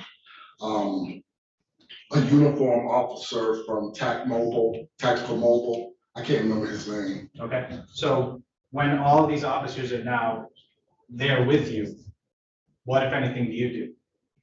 Well, at that point, I kind of stepped back. Okay. Because other officers, I felt that since I wasn't getting anywhere with them, maybe other officers could. Okay, and do you observe anything happen? Yes. What do you observe happen? So he kept going towards the house. So let me stop right there. Who is he? Mr. Goldston. Okay, so Mr. Goldston's going towards the house. Okay, what about that? Now other officers are trying to stop him from going towards the house. I'm still saying, man, just calm down, listen. But we don't want him to go towards the house. We're still at crime scene. So at some point, I saw one of the officers, Officer Penn, got pushed. And I saw where he got pushed back towards the vehicle that we were investigating in the first place. I think it was at that point that I'm gonna object to speculation. He hadn't even answered yet. I don't know. So just based on his statement of I think. I don't know if, that could just be the mannerism in which he speaks. I won't know until I hear the whole thing. I can clarify it. It was at that point that Captain O'Rourke said, "You're under arrest." Okay. Thank you. So without telling me what anybody said, what do you observe these officers do next? I observed the officers trying to place Mr. Goldston under arrest. Okay, and what does that mean? Are they doing anything specific to place him? He was instructed to submit to the arrest, place his hands behind his back, and calm down, place his hands behind his back. Okay. Karen, I'm gonna object to the hearsay unless it was this officer that was the one that did it. What hearsay? He's saying what other officers said to do. Well, yeah, correct. I understand that. It just wasn't clear who was like instructing him. Whether this officer was instructing him or it was hearsay from other officers instructing him. I can ask a clarifying question. So it was all before you say anything. I'm sorry. Did you at any point instruct Mr. Goldston to do anything? Yes. Okay, what did you instruct him to do at this point? To calm down, stop resisting, submit to the arrest, place his hands behind his back. Okay. Did he ever comply with those commands that you gave? No. What, if anything, did you observe next? I observed, well, at that point, it was a scuffle. I was engaged in a scuffle with Mr. Goldston. At that point, or shortly thereafter, one of the officers from Tactical Mobile deployed his taser. When I saw that occurring, I stepped back because I didn't want to feel the effects of it. And he was tased twice. The first shot he was hit with the taser, but it didn't stop him. He had to get shot a second time with the taser. He went down and eventually he was cuffed. Okay, thank you. Your Honor, I have no further questions for this witness. Good morning, it's Sergeant, correct? Good morning, yes, it is. Good morning. Now, you indicated that you were at this location of 1400 Steel, correct? 000 still, yes, 14,000. Okay, and were you there prior to or before the vehicle that was alleged in the carjacking pulled up? I was there right after the vehicle alleged in the carjacking. Were you following behind the vehicle that was alleged to have been carjacked? I wasn't directly behind it, no. Were you aware of that situation? Yes. And you were well aware that there were two suspects in the vehicle, correct? Correct. What if any of this has to do with the charges your client's facing? Because, Your Honor, it ultimately goes into why they were at the scene and the area. Doesn't matter. What does it have to do? This is a probable cause hearing. This is not trial. This is not my client. What? It's not my client. Okay, I understand it's not your client. There's been no claim regarding him being involved in some kind of carjacking. He has two charges: assault, resisting, obstructing a police officer. That's it. Correct. So that's all I need to hear about. You would agree that that particular address that you were at, Mr. Golston wasn't affiliated whatsoever with any of the allegations that happened prior to him arriving, correct? Correct. And as a matter of fact, you would agree that that address of 14,000 Steel is actually fenced in, correct? That private property is fenced in? Well, no, I have to explain that. The driveway is open. There is a fenced-in yard, but that's not where the vehicle was. Correct. As a matter of fact, the vehicle that you were investigating was in a field that was not at Mr. Golston's property on Steel. I thought I made it clear. Your Honor, the issue that I'm having is that ultimately, and I understand I'm not going back towards the carjacking. I understand my client's not charged with that. But my client has a right to pull up to his driveway on a private property and go into his house. His house was not the address that was under investigation. It was the field next to his house. And that's the point I'm trying to make is they weren't securing and blocking off his house as a crime that happened inside of his house. And without laying the foundation for the fact that this vehicle was not in his driveway, it was in the field next to his driveway, he has an absolute right to go onto his property. No, he doesn't. It doesn't have an absolute right. There was no crime committed at his address. If that was part of the investigation, yes, it does. If that's part of the crime scene, then the police have a right to block it off and stop anybody from going on there. Which, Your Honor, is what I'm trying to establish, that his particular address was not a murder crime scene. And I can't lay that foundation without asking these questions. Well, you Now, can lay come it back to without. the point. Sorry. Finish. You can lay it without going into the other incident. You could lay it out where exactly what they were investigating and where. You could ask those questions. Okay, thank you, Your Honor, that's what I'm trying to get into. So you would agree, Sergeant, that you didn't have, no officers actually went into the address of 1400 Steel, correct? That's correct. In fact, there were no allegations that any of the suspects ran into that address, correct? That's not correct.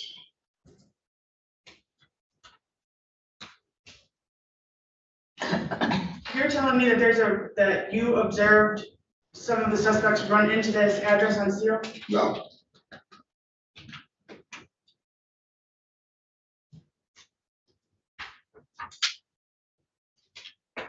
Was the address of 1400 Steel, was it blocked off? Well, let me rephrase that again. You didn't have probable cause to go into the address of 1400 Steel, correct? I would You object guys to want relevance, to Your make Honor. a legal determination? Did you have a search warrant to go into the address of 1400 Steel? Judge, I would again object to relevance. I don't see the relevance of asking for a search. Because they're indicating that this address is part of a crime scene, and it's not. It can be part of a crime scene, but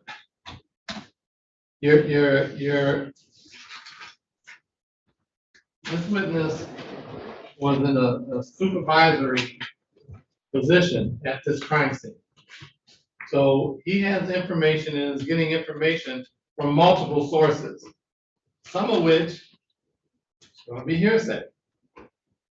Because he can't testify to what it is. That doesn't mean he doesn't know and that he doesn't take that into consideration as to his determination of what the crime scene is. Right, Your Honor, but he would have personal knowledge of whether or not there was a search warrant for that address.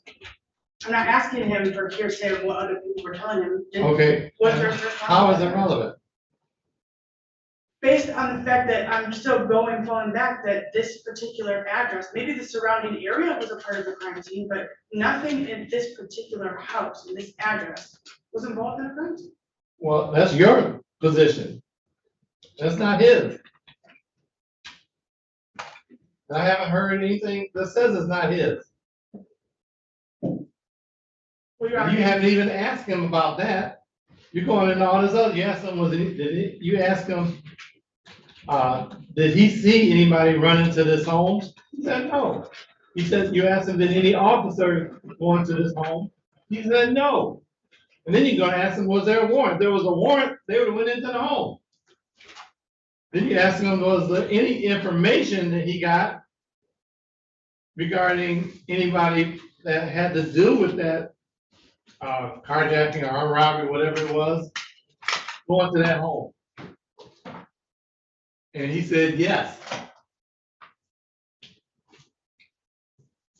well, So that would make that home part of the crime scene. So if I may ask a follow-up question, then what was the information or what did you observe that would lead you to believe that this particular address was a part of the crime scene? That's a compound question. You're gonna have to break it down. Because one is he can answer, one he can't. You indicated earlier that you believe that this address was part of the crime scene, correct? correct.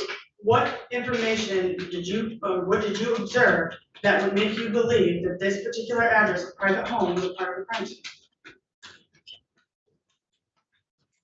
So during the incident of the carjacked vehicle, there was a helicopter that was following the carjacked vehicle that observed it go into the driveway of 14,000, pulled up right next to the house. The helicopter initially said that they thought one of the persons from the I don't want to vehicle. go into what other people, I want to know what you saw. Well, that's what I observed, is the helicopter, I heard the helicopter You announce. observed a helicopter up in the air, correct? I heard the radio transmission from the helicopter attribute saying that they thought someone from the car I ran don't the want to, I don't want to, 14,000. I'm not asking you what other people thought or saw, I only want to know what you observed. You Okay. specifically. You observed a helicopter, correct? The helicopter. And the helicopter is circling in that area of this address, correct? They had been following the vehicle, the carjacked car. In a whole neighborhood, in a whole area, correct? Not just one particular address, that would include the whole block that they were following. The whole Several different city, locations. yes. Correct. So not just this particular address, we weren't just stationary in this. No, address. it ended there, It ended there. yes. And you would agree that the two suspects have absolutely no affiliation with this Objection house, to correct? relevance, Your Honor. Well, no, it's relevant. And again, you're asking him a question he can't answer though. because it's based on information he received from somewhere else. And so far, you've been trying not to get information that he received from someone else. I mean, you can ask him, what were the parameters of this crime scene? Because he was a supervisor at it. You can ask him, why were those the parameters? Now that why might get information that is hearsay. I'll reverse it, then. Thank you. Ultimately, how many officers were on scene before you pull up?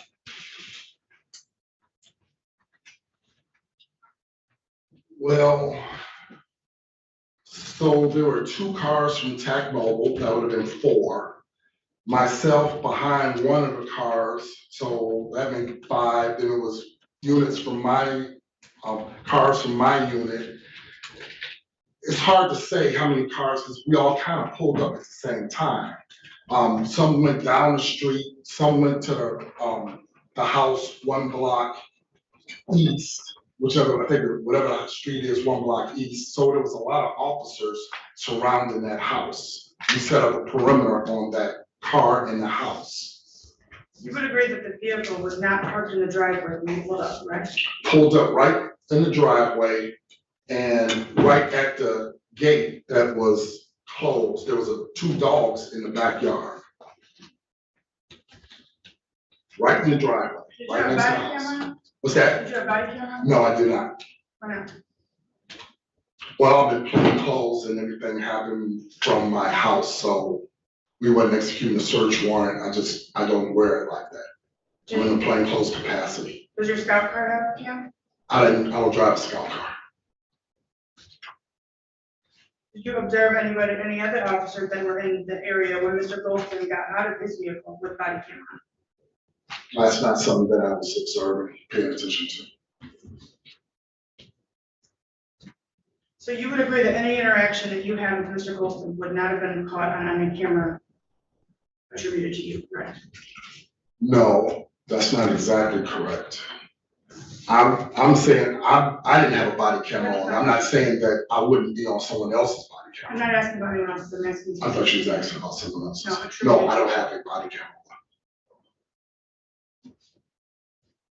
Now, you indicated that you were the first person to approach Mr. Goldston. Was there any other officer with you when Mr. Goldston exited the vehicle? Yes. What other officers? I don't remember their names, but there was the uniform officers from Tactical Mobile who was there, kind of we were all there at the same time. How many of you approached Mr. Goldston when he got out of his vehicle? I wasn't paying attention to even when attack. I know they were behind me. As a supervisor, they're gonna let me go first.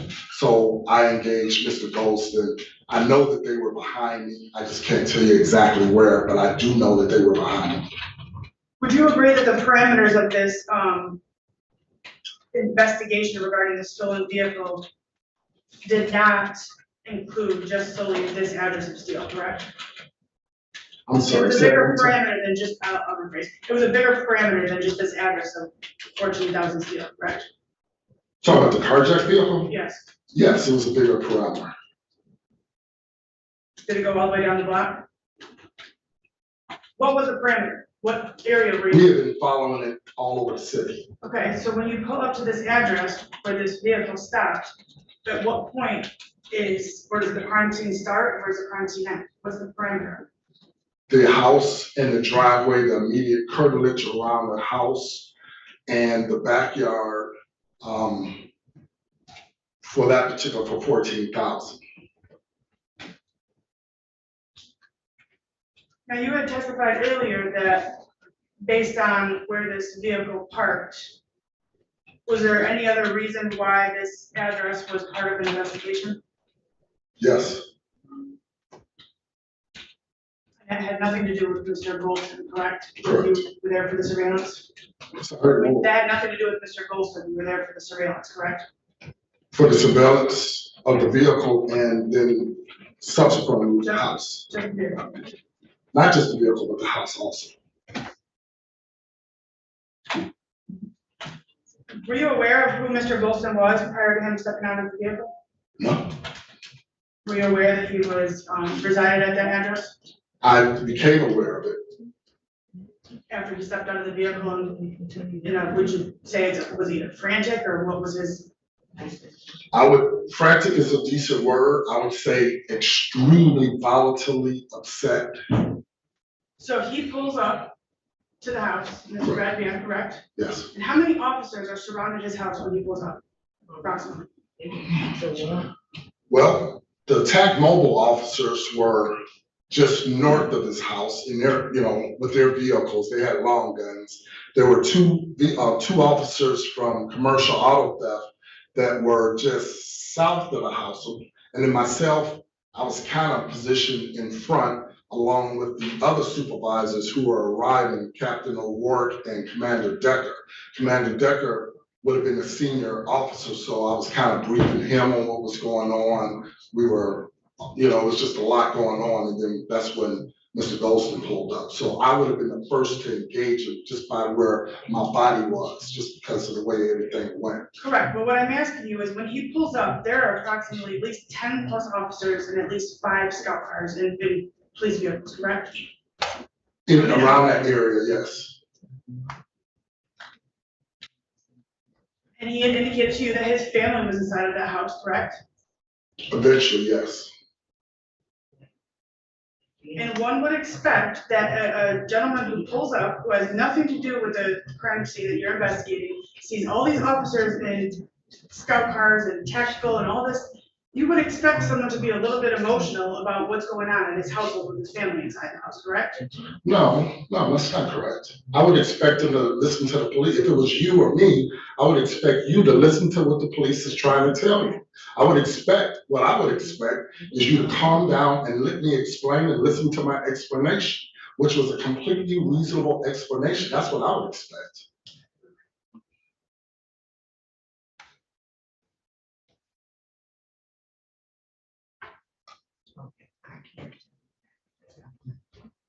So you expected Mr. Golson to get out of his vehicle completely calm when all these officers and scout cars and everybody surrounded his house with him. And you thought he was just gonna be cool and calm and not have any concern about what was going on. No, Counselor, that's not correct. I didn't need him to be calm. I just needed him to listen. I didn't need him to be calm. I understand him being concerned for his family and his kids in the house. We explained that to him.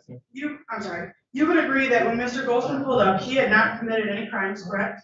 Other than exceeding the speed limit and disregarding the officers who was in the street, namely myself. How fast was he going? I'm sorry? How fast was he going? In excess of 25 miles an hour, which is the speed limit on that residential street. And how far did you observe him going in excessive speed? From the time that I noticed it, because you could hear the engine revving coming up north on School Crowd. I wasn't there, so I need to know. A block.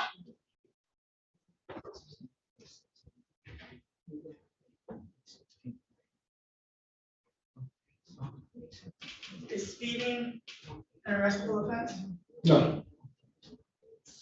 Did he commit any crimes prior to him getting out of the vehicle? Did he commit any crimes that you should arrest him for?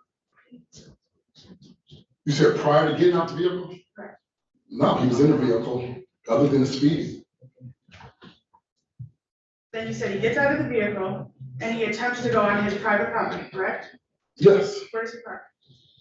In the like behind the carjacked vehicle. So in the driveway, but it would have been behind the carjacked vehicle.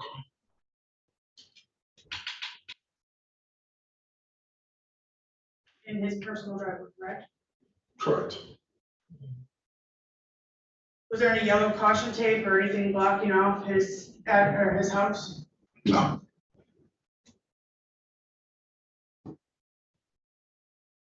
And would it be fair to say that after he got out of the vehicle, he attempted to go from his driveway and enter into his house at 1400 Steel, correct?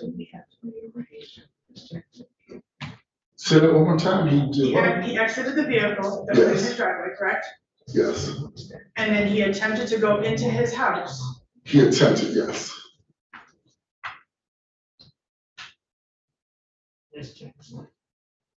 Was there any yellow caution tape or anything blocking off any part of his address at all? His house, the fence, anything of that entire area? You just asked me, no.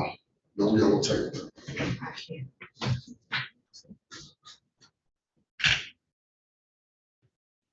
You indicated that he attempted to go around you to go into the house, and also Officer, did you say Penn? I wasn't clear on the name. Penn, correct. Penn, And you said Officer Penn was pushed back towards the carjacked vehicle. correct. Where were you when this happened? Standing with Mr. Golston, trying to restrain Mr. Golston. Was he placed under arrest when you were trying to restrain him? Eventually, I directly before you said there was contact with Officer Penn. Was he under arrest? well, I don't know, I can't recall the exact, I think him pushing Officer Penn might have led to Captain O'Rourke saying, now you're under arrest, or I don't remember if it was before. There was a lot going on. There was a lot of yelling. So it's hard right now to say what came first. After you saw Officer Penn allegedly being pushed, was Mr. Golston then placed under arrest? Not immediately right after, no.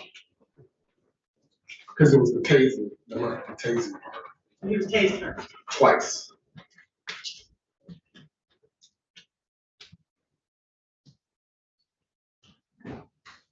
Were there any other officers around when he got tased? Yes, Within reaching distance or contact with Mr. Golston? yes.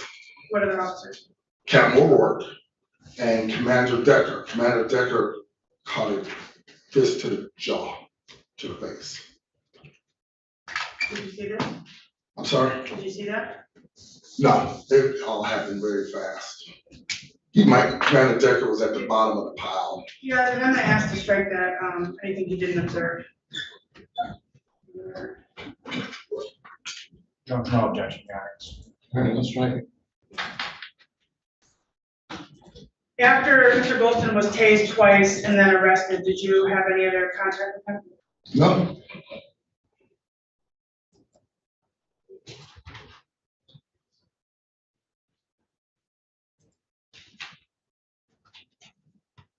I have no other question. Briefly, Your Honor, if I may. Sergeant Craighead, you said you observed Mr. Golston push Officer Penn. Is that correct? correct. How did he push him? Officer Penn was standing near Mr. Golston, and I saw Mr. Golston push Officer Penn, and he went backwards. Then I think he landed on the car. I think he fell, but I know he went backwards. And then I turned my attention back to Mr. Golston. So for the record, the witness had both of his hands up with palms open, kind of facing out. Were you trying to indicate that he pushed him with his hands? Is that what you're trying to indicate? I do believe it was his hand. Okay. Yes. Did Mr. Your Honor, I'm sorry, I'm gonna object now. I'm unclear. If you didn't observe Mr. Golston contacting Officer Penn, then that would be speculation. You can testify to Officer Penn falling backwards, but if you didn't observe any contact between them, you can't speculate. I'm sorry, the end when. I'm sorry, that he didn't observe any contact between Mr. Golston and Officer Penn, then you can't speculate. Did you observe? I saw the contact. I don't know if he was I know it wasn't a punch. So when you say, let me a second. When you say you observed the contact, you're saying you observed Mr. Golston contact Officer Penn? Correct. Then I would say you shouldn't be stricken, Your Honor, you observed it. I got it 3 times already. I'm sorry, Judge. I said, I got that 3 times already. Did Mr. Golston ever push you?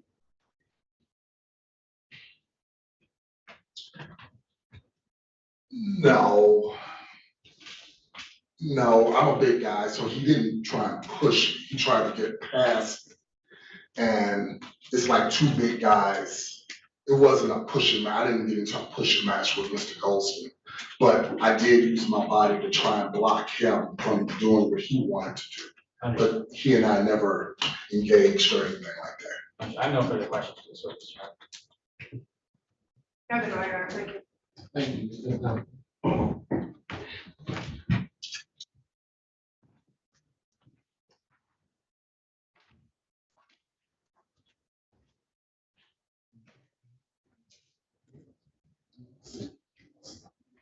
the people would call Officer, Commander Decker. to stand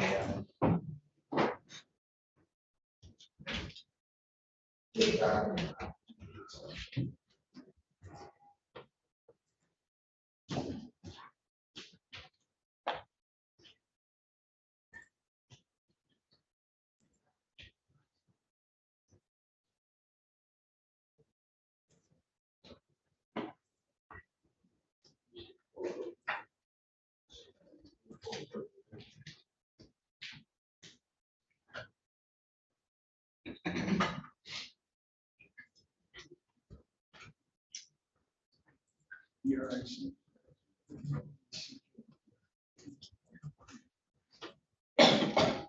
You swear or affirm to tell the truth, the whole truth, and nothing but the truth to help you God. Yes, sir, I do. Thank you. So what's going to have a seat, please?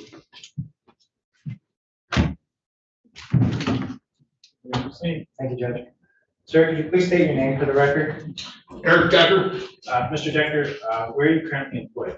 I'm a commander of the Detroit Police Department, How long have you been with DPD? 27 years. Commander Decker, I want to direct your attention back to June 5th, 2023. You're at the location of 14000 Steel.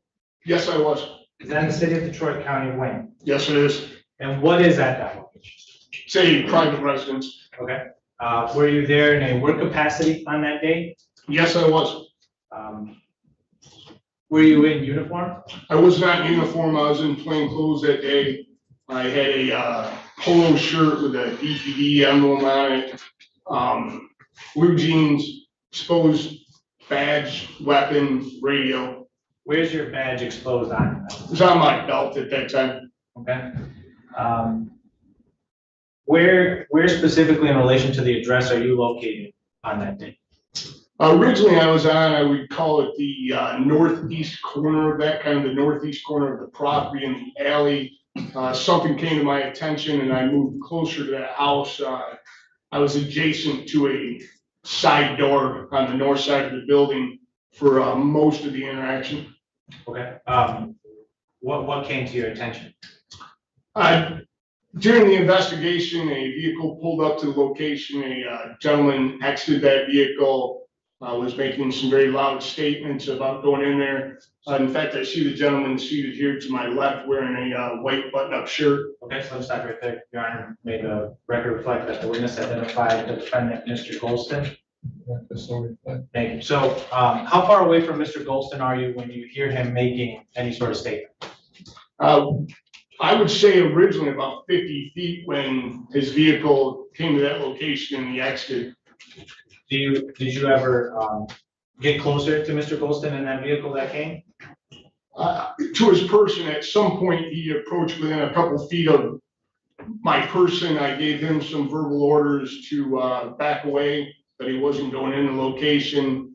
And then he proceeded to the front of the house, which was probably 70 or 80 feet from me, where he was being addressed by multiple other officers. Okay, and do you go with him to the front of the house when he moves to that location? No, I maintained my position at that side door, and eventually a person did open that side door that drew my attention away from Mr. Golson and to that person within the residence. Okay, so let's, don't tell me what anybody said, especially from inside the residence, but do you ever eventually make your way back over to Mr. Golson?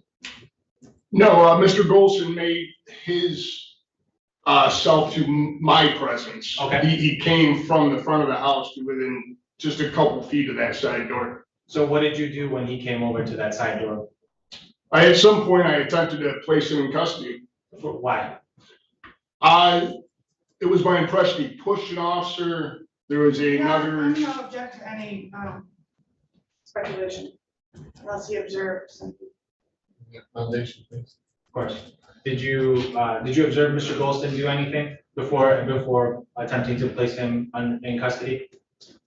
Absolutely. What did you observe? First, he approached my location, which was to a side door. Again, there was an incident that gave me an impression of something. He was addressed by another member and placed under arrest, given verbal orders that he was now under arrest. I observed officers No, holding I'm gonna his. object to hearsay unless it was this officer that gave the orders. I can move on from the verbal orders. So you said you observe officers doing something. What did you observe the officers doing with Mr. Golston? Attempted to place him under arrest. Okay, and what did you do when you observed them doing that? I attempted to assist and place Mr. Golson under arrest. Okay, and how did you assist in that? I applied a handcuff to his right wrist. Okay, and what if anything happened when you applied that handcuff to his right wrist? I gave verbal orders to comply, to put his hands behind his back. Physically, he resisted. How did he resist? First by tensing up and then by starting to swing away, actually physically pulling his wrist, handcuffed wrist away from myself at that point. Is Mr. Golston saying anything during this time? He is, but I can't recall verbatim. He's very loud, belligerent, yelling, not going to jail, I believe was a word coming out of his mouth. Okay, so what happens after he then pulls that wrist away from you? There was a taser discharged on Mr. Golson's person. With effect, I escorted him to the ground during that taser cycle, which is a 5-second cycle. He was on his back after the cycle. Actually kind of rolled to his back, gave loud verbal orders, placed his hands behind his back. He did not. He started swinging his arms, wrists around. Both wrists had handcuffs on them at that point, and eventually struck me in the mouth at one point. Okay, how did he strike you in the mouth? It would have been his right hand up to my left side of my lip, actually. Is this happening while he's then on his back on the ground? That is correct. So where are you then in relation to him on the ground when you're hitting his face? I was crouched over top of him at that point. Okay, and what if anything happens next? There was a continued struggle, but eventually his hands were placed behind his back and successfully handcuffed. Your Honor, I have no further questions for you.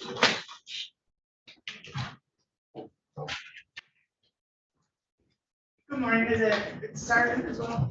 Commander, Commander. Did you have body cam on that day? I did not, ma'am.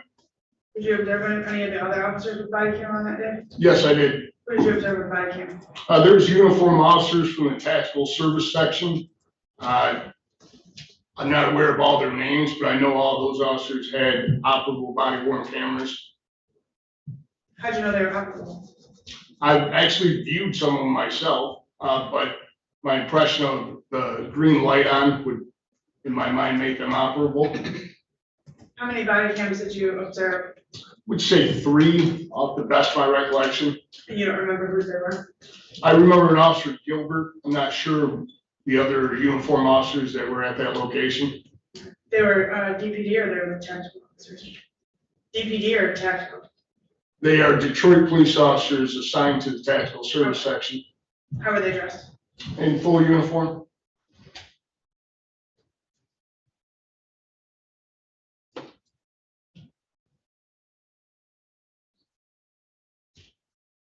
And what was the purpose of you viewing those body cams?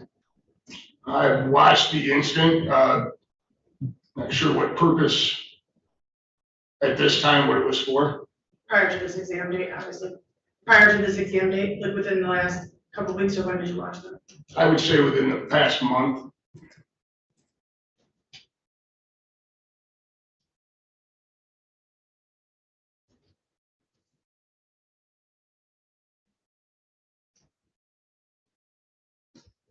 You indicated that you attempted to place Mr. Golson under arrest and did a handcuff to the right wrist, correct? That is correct. Did he ever remove that handcuff from the right wrist before he was tased? You'd have to repeat the question now. You indicated that you cuffed his right wrist, correct? That is correct. Did you ever remove or did he remove that cuff from his wrist prior to him being tased? I would say no to that question. The handcuff remained on his wrist from the time that I applied it until it was removed, probably at the detention center, but I was not present at that time. After you cuffed his right wrist, were you able to cuff his left wrist? Not personally at that time, no, ma'am. Was he then tased before his left wrist was cuffed? I would say no. So he was cuffed right and left wrist, correct? That is correct. By yourself? No, ma'am. By another, do you know which officer? I do not know who applied a handcuff on his left wrist. Okay, and then he was tased, correct? At some point, yes, ma'am. And then he went to the ground. That is correct.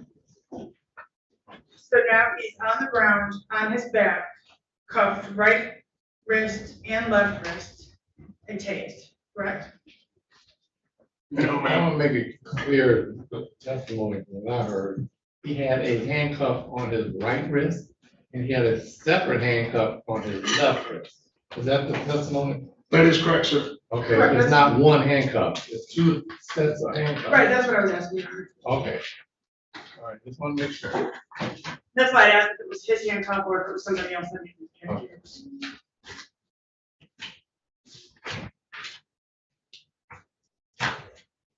And then Mr. Golston was on his back. And you said he was swinging, was he sitting up swinging at you, or he was just laying on the ground swinging? I would say his upper shoulders and head were raised. Pretty much a supine position, the lower back and the legs were on the ground. And did you observe this on someone else's body cam? I believe I have, yes. The This, testimony is from my own recollection, no ma'am. this specific part of your testimony where he was on his back after he was tased, did you observe that on body? That is on body cam, yes, ma'am.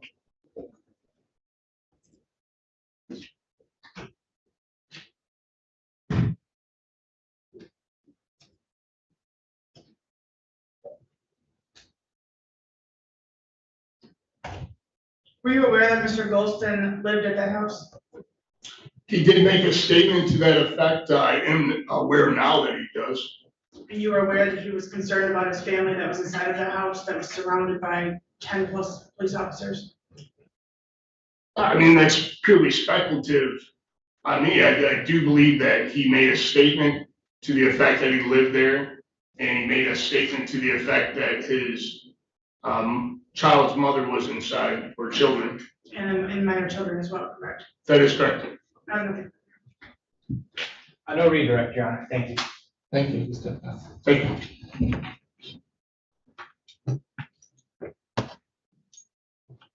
People have no further witnesses and would rest. I have no witness, John.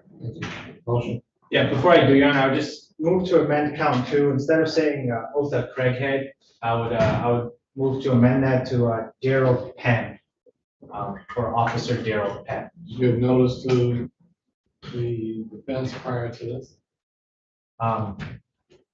Yes, actually, I did. Yeah. Your Honor, he did advise me that he may be adding some other counts regarding other officers. I wasn't sure what the testimony was going to be from the officers, and obviously didn't hear from the officer, but he did mention he would be adding additional counts. Okay. Yes, and then just for the record, I'm not adding any separate counts, just amending count two, and I would move for the bind over on both counts, specifically for Commander Decker for being punched in the face by Mr. Golston, and for Officer Penn specifically being pushed by Mr. Golston. So if the people believe they've met their burden in this case, Your Honor, I would move for a bind. Yeah, and at this point, I'm just gonna place a basic objection. I think that my client does have some legal arguments. Obviously, I wasn't able to explore them fully as to the crime scene that they were investigating. I do believe he had a legal reason to be at his address, go into his house, check on his family. But I think there are some more arguments for support that the videos will show. We're having heard, any rebuttal? No, Your Honor. We're having heard the testimony arguments as follows. First, heard from Sergeant Craighead that on June 5th, 2023, in area 14,000 still to single family dwelling, he was a supervisor assessing the scene investigating the crime. That while out at that location, he noticed a red van coming up the street for at least one block at a high rate of speed, in excess of 25 miles per hour. That they skidded to a stop. That he did he approached that defendant was operating a vehicle. Sergeant Craighead approached the defendant and I was trying to let him know, trying to talk to him, but the defendant said this was his family house. And he tried to, he said, blow past him. He then put his body in the way so he couldn't do that. The defendant was upset, cursing, yelling. Other officers came around to try to defuse the situation.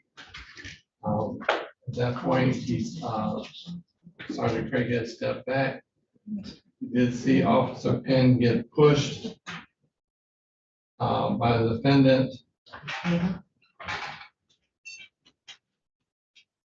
At which point, we saw the interaction with Commander Decker.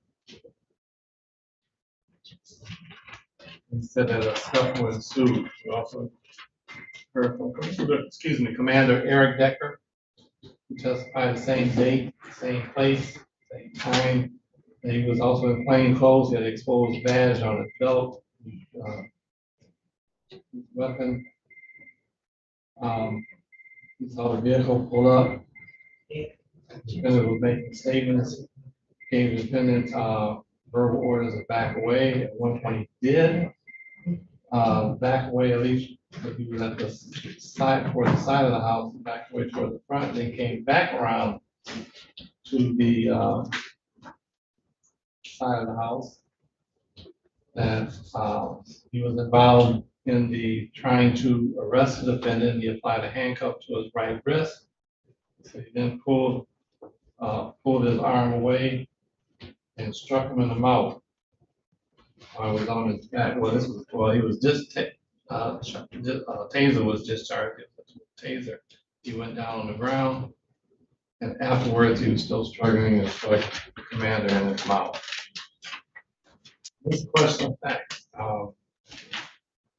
For finding a felony enumerating complaint and warrant are as amended by motion as to count 2.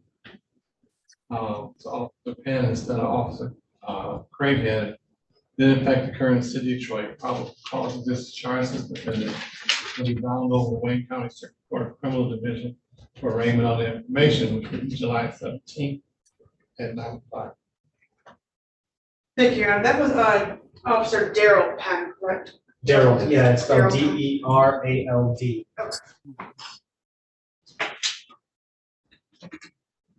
Thank you, Your Honor. Thank you. Thanks, Judge.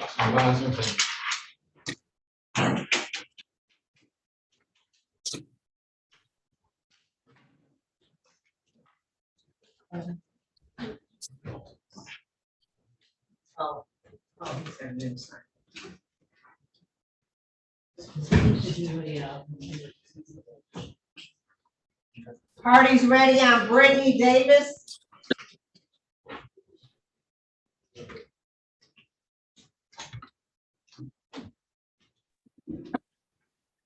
Hey, Kitty, can I check in real quick? Are you on a spot assignment? Is this for Yes. PCC? Yes, Oh, they just okay. called for Donald Taylor, I believe. Yep, I'll call you next, okay? All right, thank you.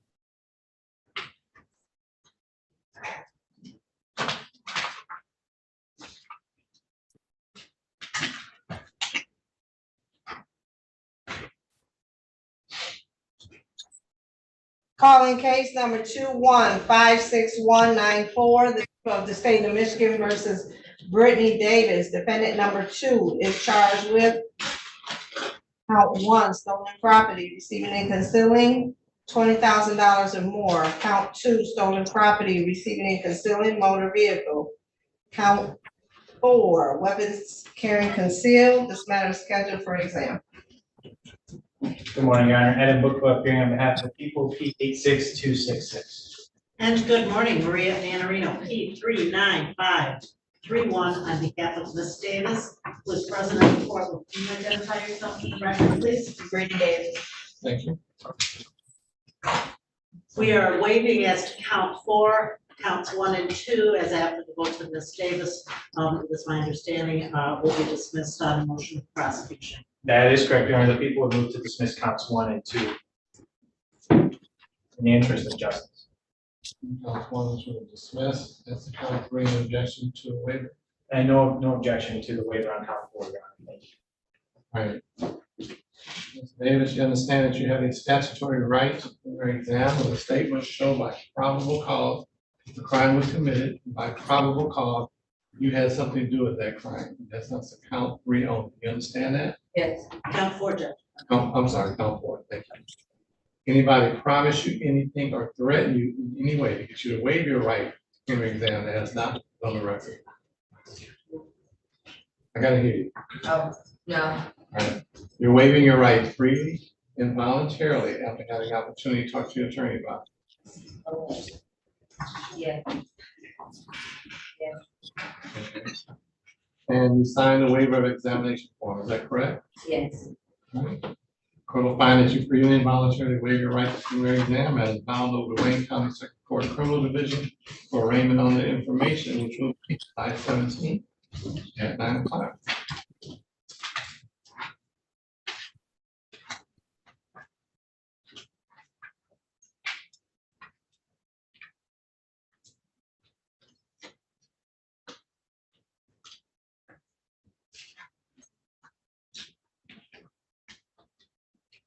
All set, thank you. All right, thank you. Thank you, Judge. You're in. Oh, I Agree with that word out.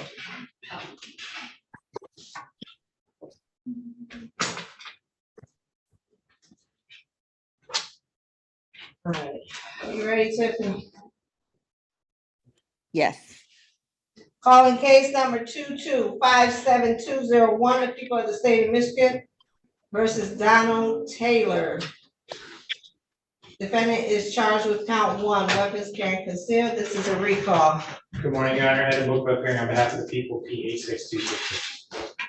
And good morning, Tiffany Hall, on behalf of Mr. Taylor, P79667. Are you waive this appearance for the purpose of this hearing? Yes, I am, Judge. All right, thank you. We're going to do so, and we'll send this matter for exam, is that correct? Yes.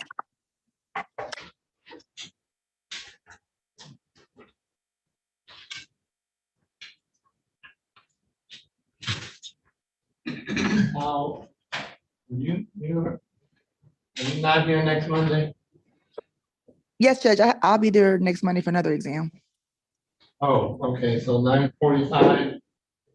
Judge, I believe this is the case where we had to do the 2-week writ. Yes. I believe. DOC. The one with Mr. Callen. Yeah.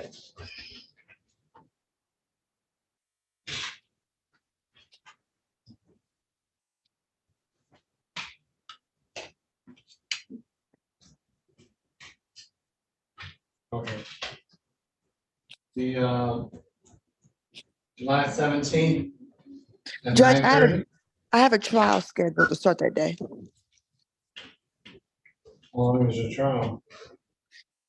It should only be, I'm thinking maybe 3 days. So I'm thinking it should be done by like that Thursday or Friday. Thursday, Friday, we make it 5 days. Well, no, I'm saying I think I'll be available that Thursday or Friday. So I'm thinking the trial will go from like Monday and end on Wednesday. Okay, 20th at 9:30? Okay. And then just need all discovery. And also, is it possible, does the court have a phone number? Does the prosecutor have a phone number for Mr. Taylor? I wasn't given anything. I don't, other than he's in the Michigan Department of Corrections. Oh, I'm sorry, yeah. Okay, never mind. Thank you. All right. All right. All right, that concludes the hearing. Thank you. Thank you, Judge.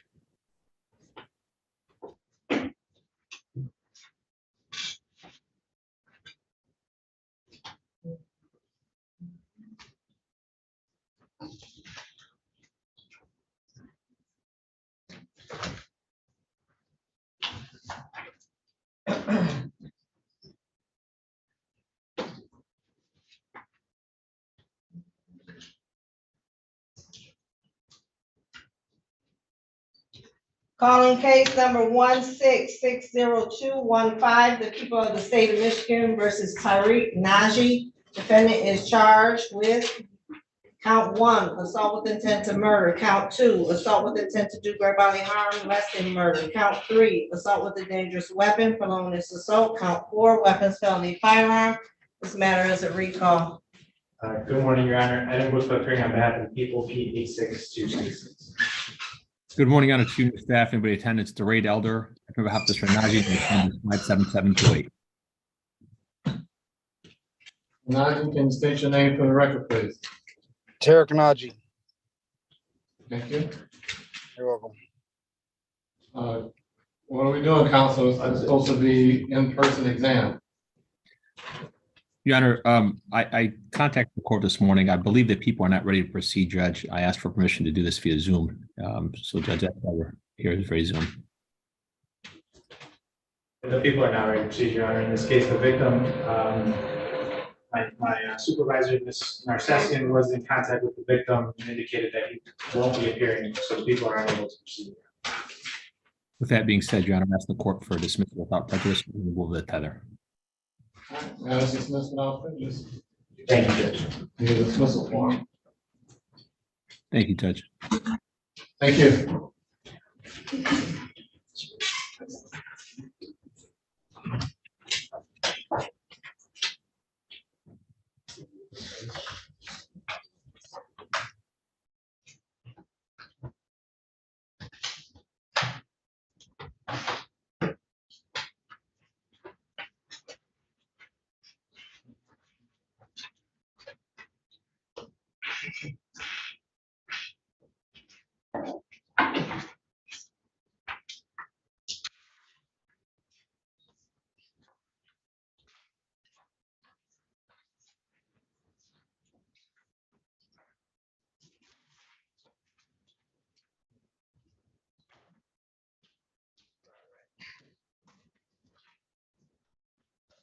You ready for that? Okay.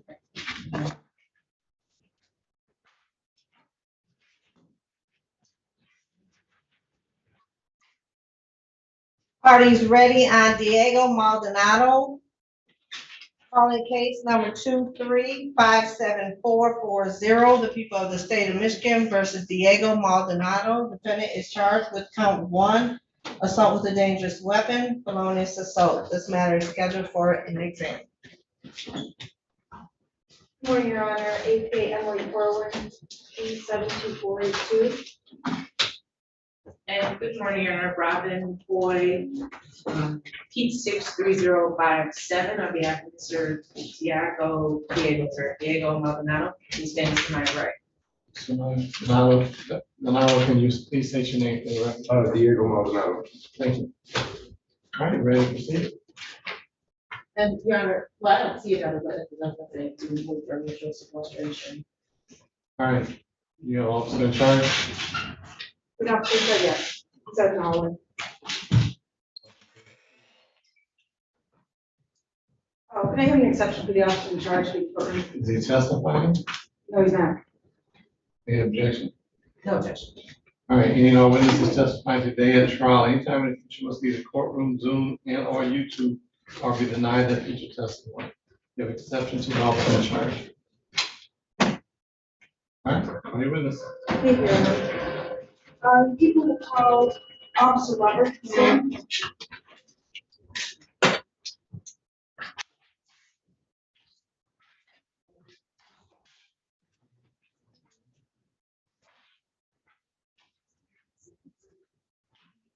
Officer Levert. Officer Lever. Lever, Lever.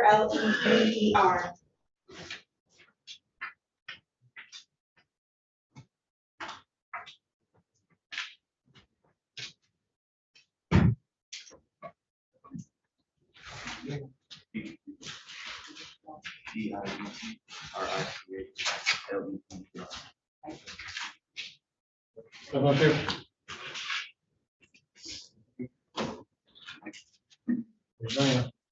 You swear or affirm to the truth, the whole truth, and nothing but the truth, so help you God. I do. Right, you put the door right there towards you.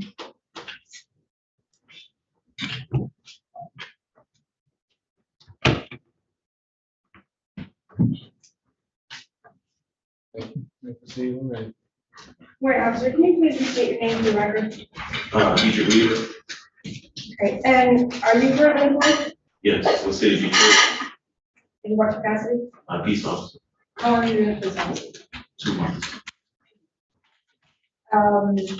Were you working in that capacity as a police officer on June 17th, 2023? Yes, Did your duties as a police officer on June 17th, 2023 take you to 9321 Addington?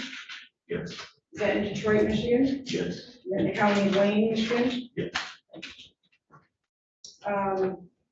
Were you in uniform, Yes, full or modified uniform? Class B. Modified Class B. What's that mean? So full uniform, Class B, the one I have on right now. Okay, thank you. Were you on foot patrol or in a scout car? Scout. Did you have a partner with you? Yes, Is that a fully marked car or seven? fully marked. And what were you doing in the area? Actually, let me go back, I'm sorry. At 9321 Abington, can you tell me what's at that address? That is the address where we were, dispatched to. There was supposed to be a. No, it's not. You received information and was dispatched to that, correct? Yes, Was it what kind of building was it? Was there a building there? a home, Oh, okay. And mostly. single family home. Okay.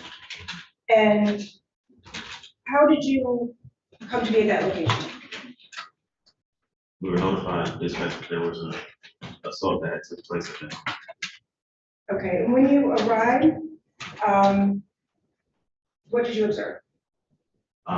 We saw the victim on scene. So, I'm sorry, I didn't hear when you speak up. I'm sorry, we saw the victim on scene. We spoke to the victim. That's what we saw. Okay. Where was the victim in relation to the house?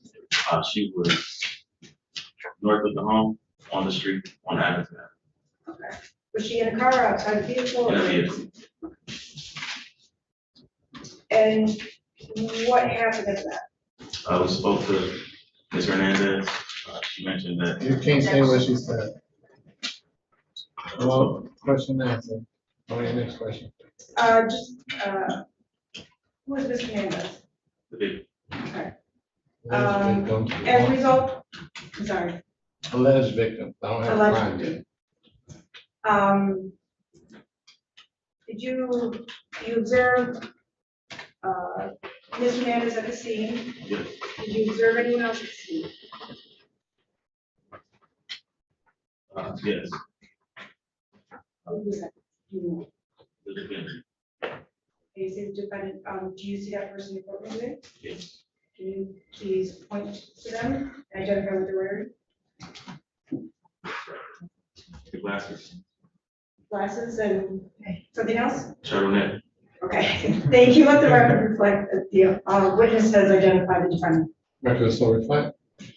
So you arrive at the scene. Do you observe anything else? Do you observe this? I'm sorry. Do you observe anything else? Yes. The alleged victim had a bruise on the right side of her face, above her eyebrow. Also, there was damage to her vehicle on her driver's side. Okay.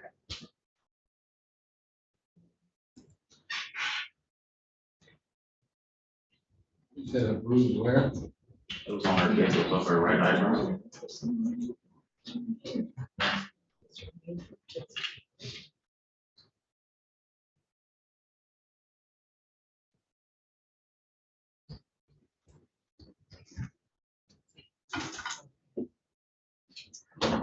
Did you ever speak to the defendant?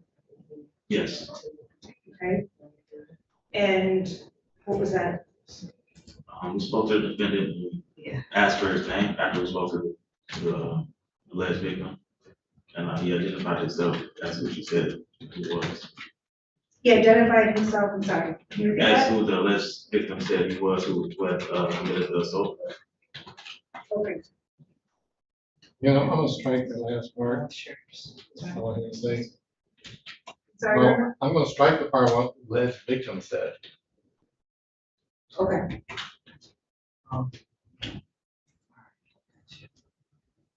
All right, so the defendant, you spoke to the defendant identified himself, correct? Yes. Okay. No further questions. And it's Officer, Lieber? Yes. Okay. And you said you were dispatched to that location? Yes. Did you become aware at any time of any other altercations, involving the complainant in this matter prior to that? Mr. To Relevance, being dispatched to the scene? Mr. Relevance, Objection, relevance. Mr. Relevance. What does that have to do with the charges you're claiming? I'll withdraw that question. So you were called to the scene, and are you aware if was there any kind of EMT or ambulance dispatched to the scene? No. Oh, no, you weren't aware, or no, they weren't dispatched to the scene? There were no discussions. Okay. Did you take any photos of anything at the scene? No. Okay. What were your primary responsibilities for that day? To speak to the caller, one that made the dispatch calls to the location, figure out what happened. Okay. I have nothing further. Quickly, Your Honor. Do you recall if you offered EMS services? Yes, EMS. What? Do you recall, I'm asking the officer, do you recall if you offered EMS services to Ms. Hernandez? Yes, I do offer EMS services. They were refused. Thank you. No further questions. Anything else? Nothing further. Thank you, step down.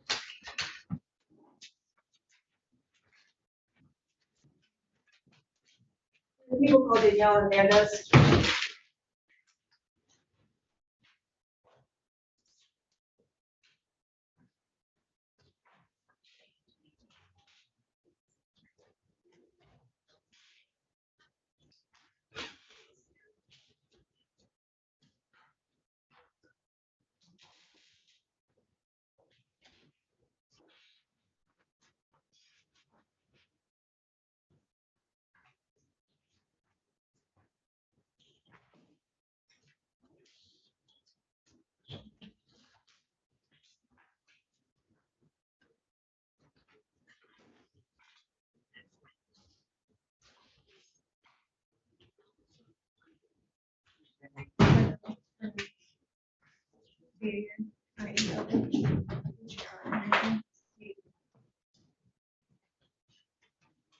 Step up this way, please.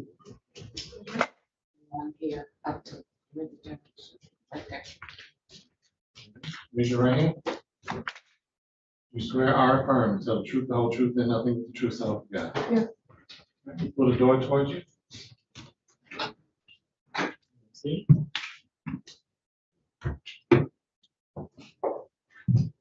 All right, hopefully, Ms. Hernandez, you're gonna be asked a series of questions. First by the prosecutor, then by the defense attorney, and I may or may not ask you some questions, right? You have to answer all your questions out loud verbally using words. You just can't shake your head, say say yes, no, whatever the answer is. Okay? When you ask a question, they need to listen to the question and then answer that question and stop. If it's a yes or no type question, just say yes or no. All right? If they need additional information from you, they'll ask you another question, right? Now, I have a tendency when we talk about something that has been maybe traumatic to us, we tend to ramble. Because we want to get the whole story out. We'll say this happened, this happened, this happened, this happened, go on. Yeah. Okay, if you do that, I'm gonna miss something. Okay. If I miss something, I might not make the right decision, okay? That's why we proceed by one question, one answer at a time. That way I can understand what happened, okay? All right. Thank you. Thank you. Can you please restate your name for the record? Daniela Hernandez. Ms. Hernandez, I'm going to take you back to June 17th, 2023, approximately 2 a.m. Do you remember something happening that date around that time that brings you to court today? Yes. Is there someone in the courtroom today that had a role in the events that bring you to court? Yes.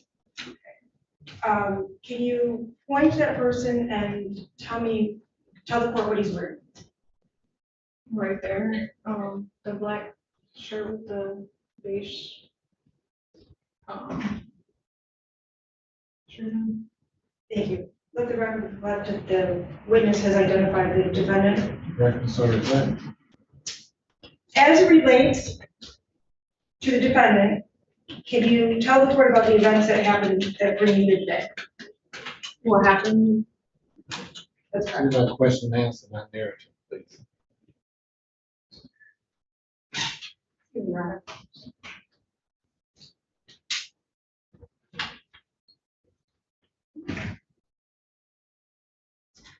Okay, the events that bring you to court from June 17, 2023, how did that start? So I went to, my ex-boyfriend's house. And at first I started with the other brother, Ronald. I had pulled off, he took my purse. When I, Yeah, You need to get to I understand. So, do you want me to just tell you what happened with him? no, just wait, so that's the question, then you answer. you had said that you were at your ex-boyfriend's house? Yes. Okay, and what is that address? Do you recall? 9321 Abington. And as it relates with this defendant here, how does that interaction that brings you here, how did that start? I pulled up to the house. He was on the porch with a bat. He got off the porch, came around to the driver's side. I got out. His other brother pulled back up. I was trying to get my purse. He pushed the bat in my face. Who's he? Diego. He shoved the bat in my face, and then he did it on my head as well. And then he hit my truck. Once I got my purse, I left and I went and called the police. Okay, let me just clarify a few things. You pull up into the driveway? No, I was on the street. On the street, okay, and you're in your vehicle? Yes. And you see the defendant, and where is he at? On his porch with a bat. And the defendant approaches you? Yes. Comes down off the porch and approaches you? Yes. Okay. Can you tell me, were you alone in the vehicle? Yes. Were you armed? No. Can you describe the bat to the court? I don't know, it was dark. I just know he had a bat. A baseball bat? A baseball bat. Okay. And did he make contact with you? Yeah. The baseball bat made contact with you, is that correct? Yeah, he hit me in my face. In your face? Mhm. Okay.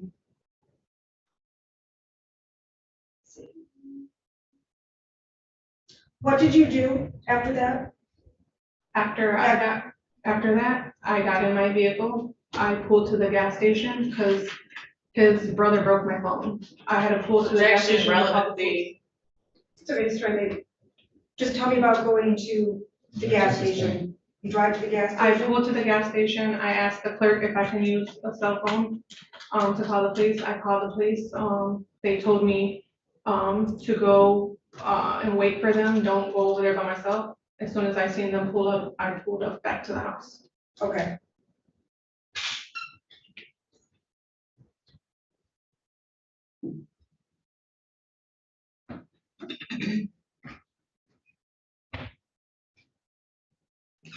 Just a few more questions. When the defendant approached, he came off the porch with the bat and approached you, did he say anything? Yeah. Objection, hearsay. So, well, part of the mission. Statement by the defendant. Go ahead, objection overruled. Did the defendant say anything? Yeah. What did he say? That he's not his brother. Probably talking about the brother I date. that he would beat the fuck out of me. Okay. And to get the fuck off his block. How did that make you feel? Threatened, like I wasn't there to fight with him. I didn't, they have a ring camera, everything's on camera. I didn't. I just asked you, I just wanna know how you felt. How did I feel? Threatened, scared. No further questions.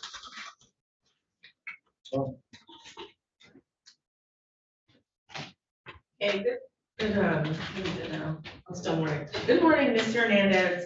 Have you had any crimes having to deal with theft or dishonesty within the past 10 years? Have you had any convictions? No. No, okay. And you said that you were brought to that scene because you went to see your ex-boyfriend, Marco? Yes. Okay, and is it true he wasn't present at that time? He wasn't present on that day? He wasn't.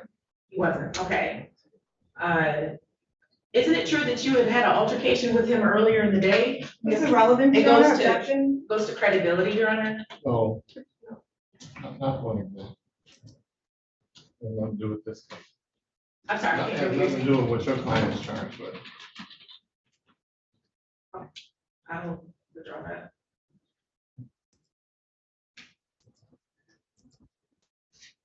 Did you have anything to drink that night?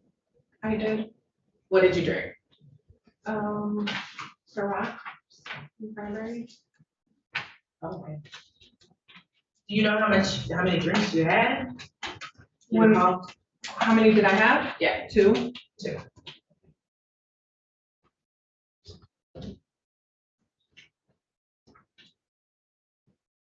And you testified that you were there to see your boyfriend. Isn't it true that you sent text to your boyfriend that you were gonna break out the windows in the house? Objection, Your Honor, the relevance? This goes to credibility, Your Honor. No, Doesn't, my client says that he has text, that his brother has text from her saying that she's coming to the house to break out the windows. So this Okay. goes to That credibility. never happened. I'm At sorry? least we don't, that never happened. So what difference does it make? It can And go what to her- does it have to do with him coming off the porch and hitting her in the face with a bat? It goes to her motive to lie. She hasn't, what do you have to say that she lied about? You haven't challenged anything that she said. You're bringing up something that has nothing to do with these charges.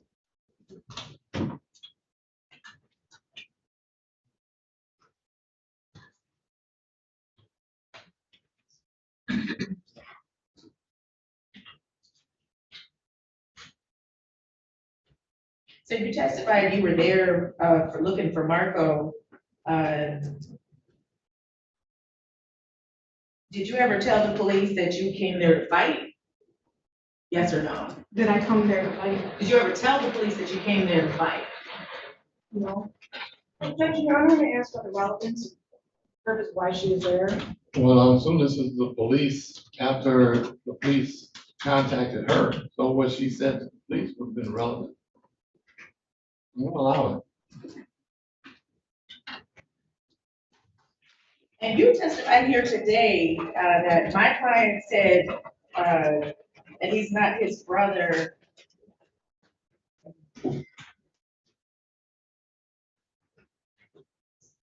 And didn't you testify that it was his brother Serviano that said that to you, that he's not his brother, not Diego? Did you initially tell that to the police? Both of the brothers. So your testimony here today is that both of the brothers said that to you? Both of the brothers threatened me.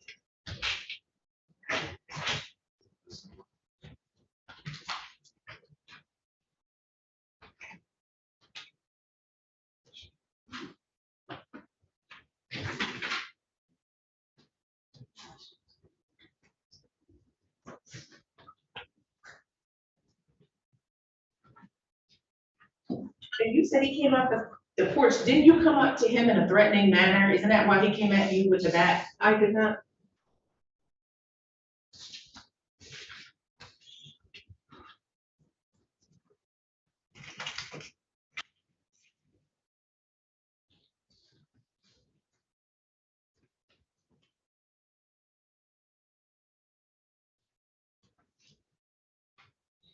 Isn't it true that my client came outside and told you to leave his property? Yes.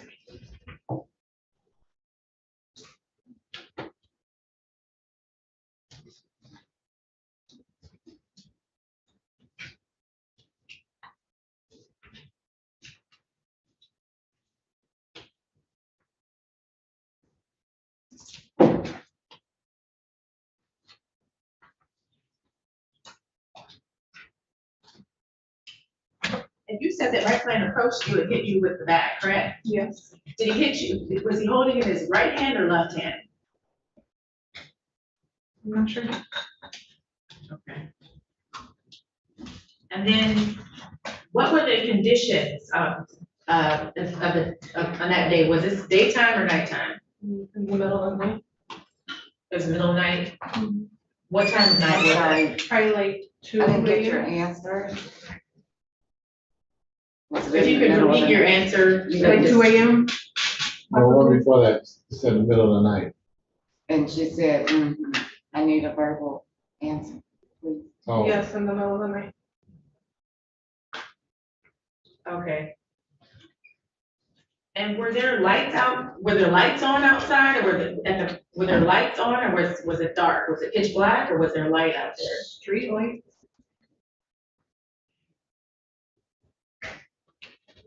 Do you recall what my client was wearing? No, I don't.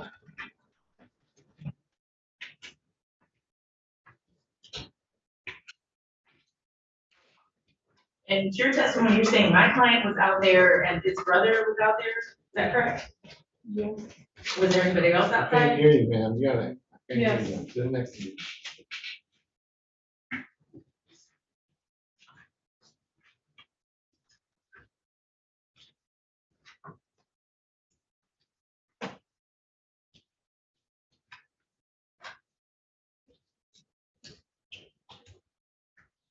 And I know you referenced in your statement that you have a recording of this situation, correct? I do. Okay, isn't it true that you don't have a recording of my client hitting you with the bat? No.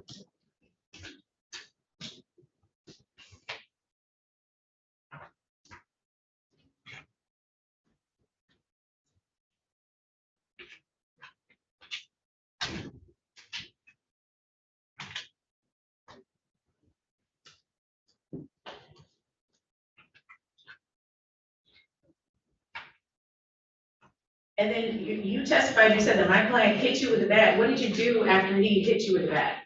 What could I do? Nothing. I'm just saying, if you could just answer the question, what was the next thing that you did after he hit you with a bat? Nothing. I just stood there. Then once I got my purse, I got in the truck and I left.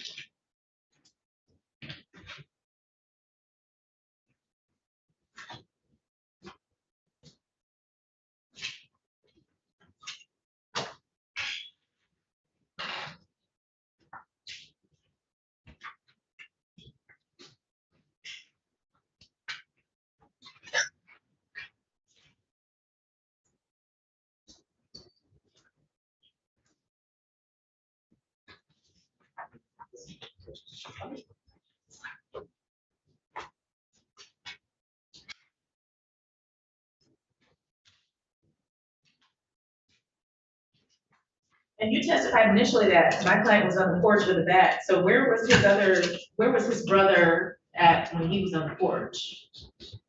His brother had pulled off. Okay. I had pulled back up to get my purse.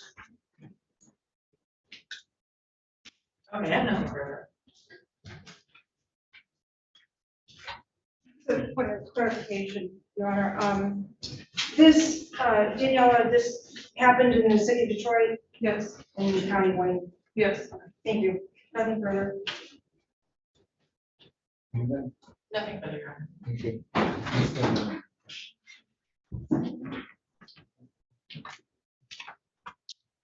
No further witnesses, Your Honor, and people rest. Defense have no witnesses at this time, Your Honor. Thank you. Your Honor, the people are going to move for a bind over. Get testimony from Officer Lover responding to a dispatch call arriving on scene, observed injury to Daniela Hernandez's face.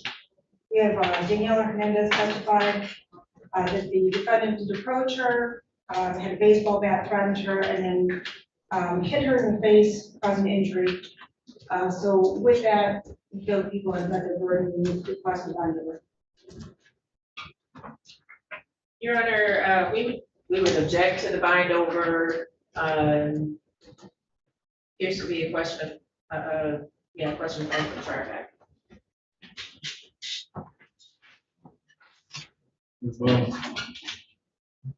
No bond. Right. Okay, I heard the testimony arguing signs such as follows.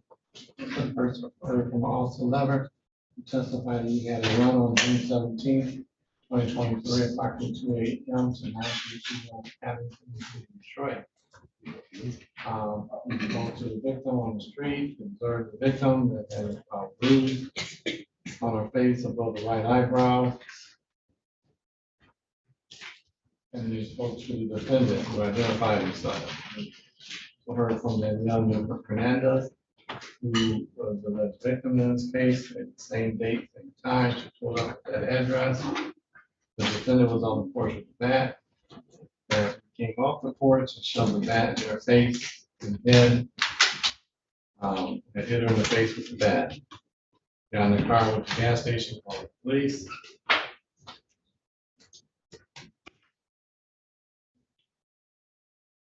She felt scared and threatened. Court finds this is one count of assault with a dangerous weapon. I have that. I felony enumerated training warrant in effect per city Detroit.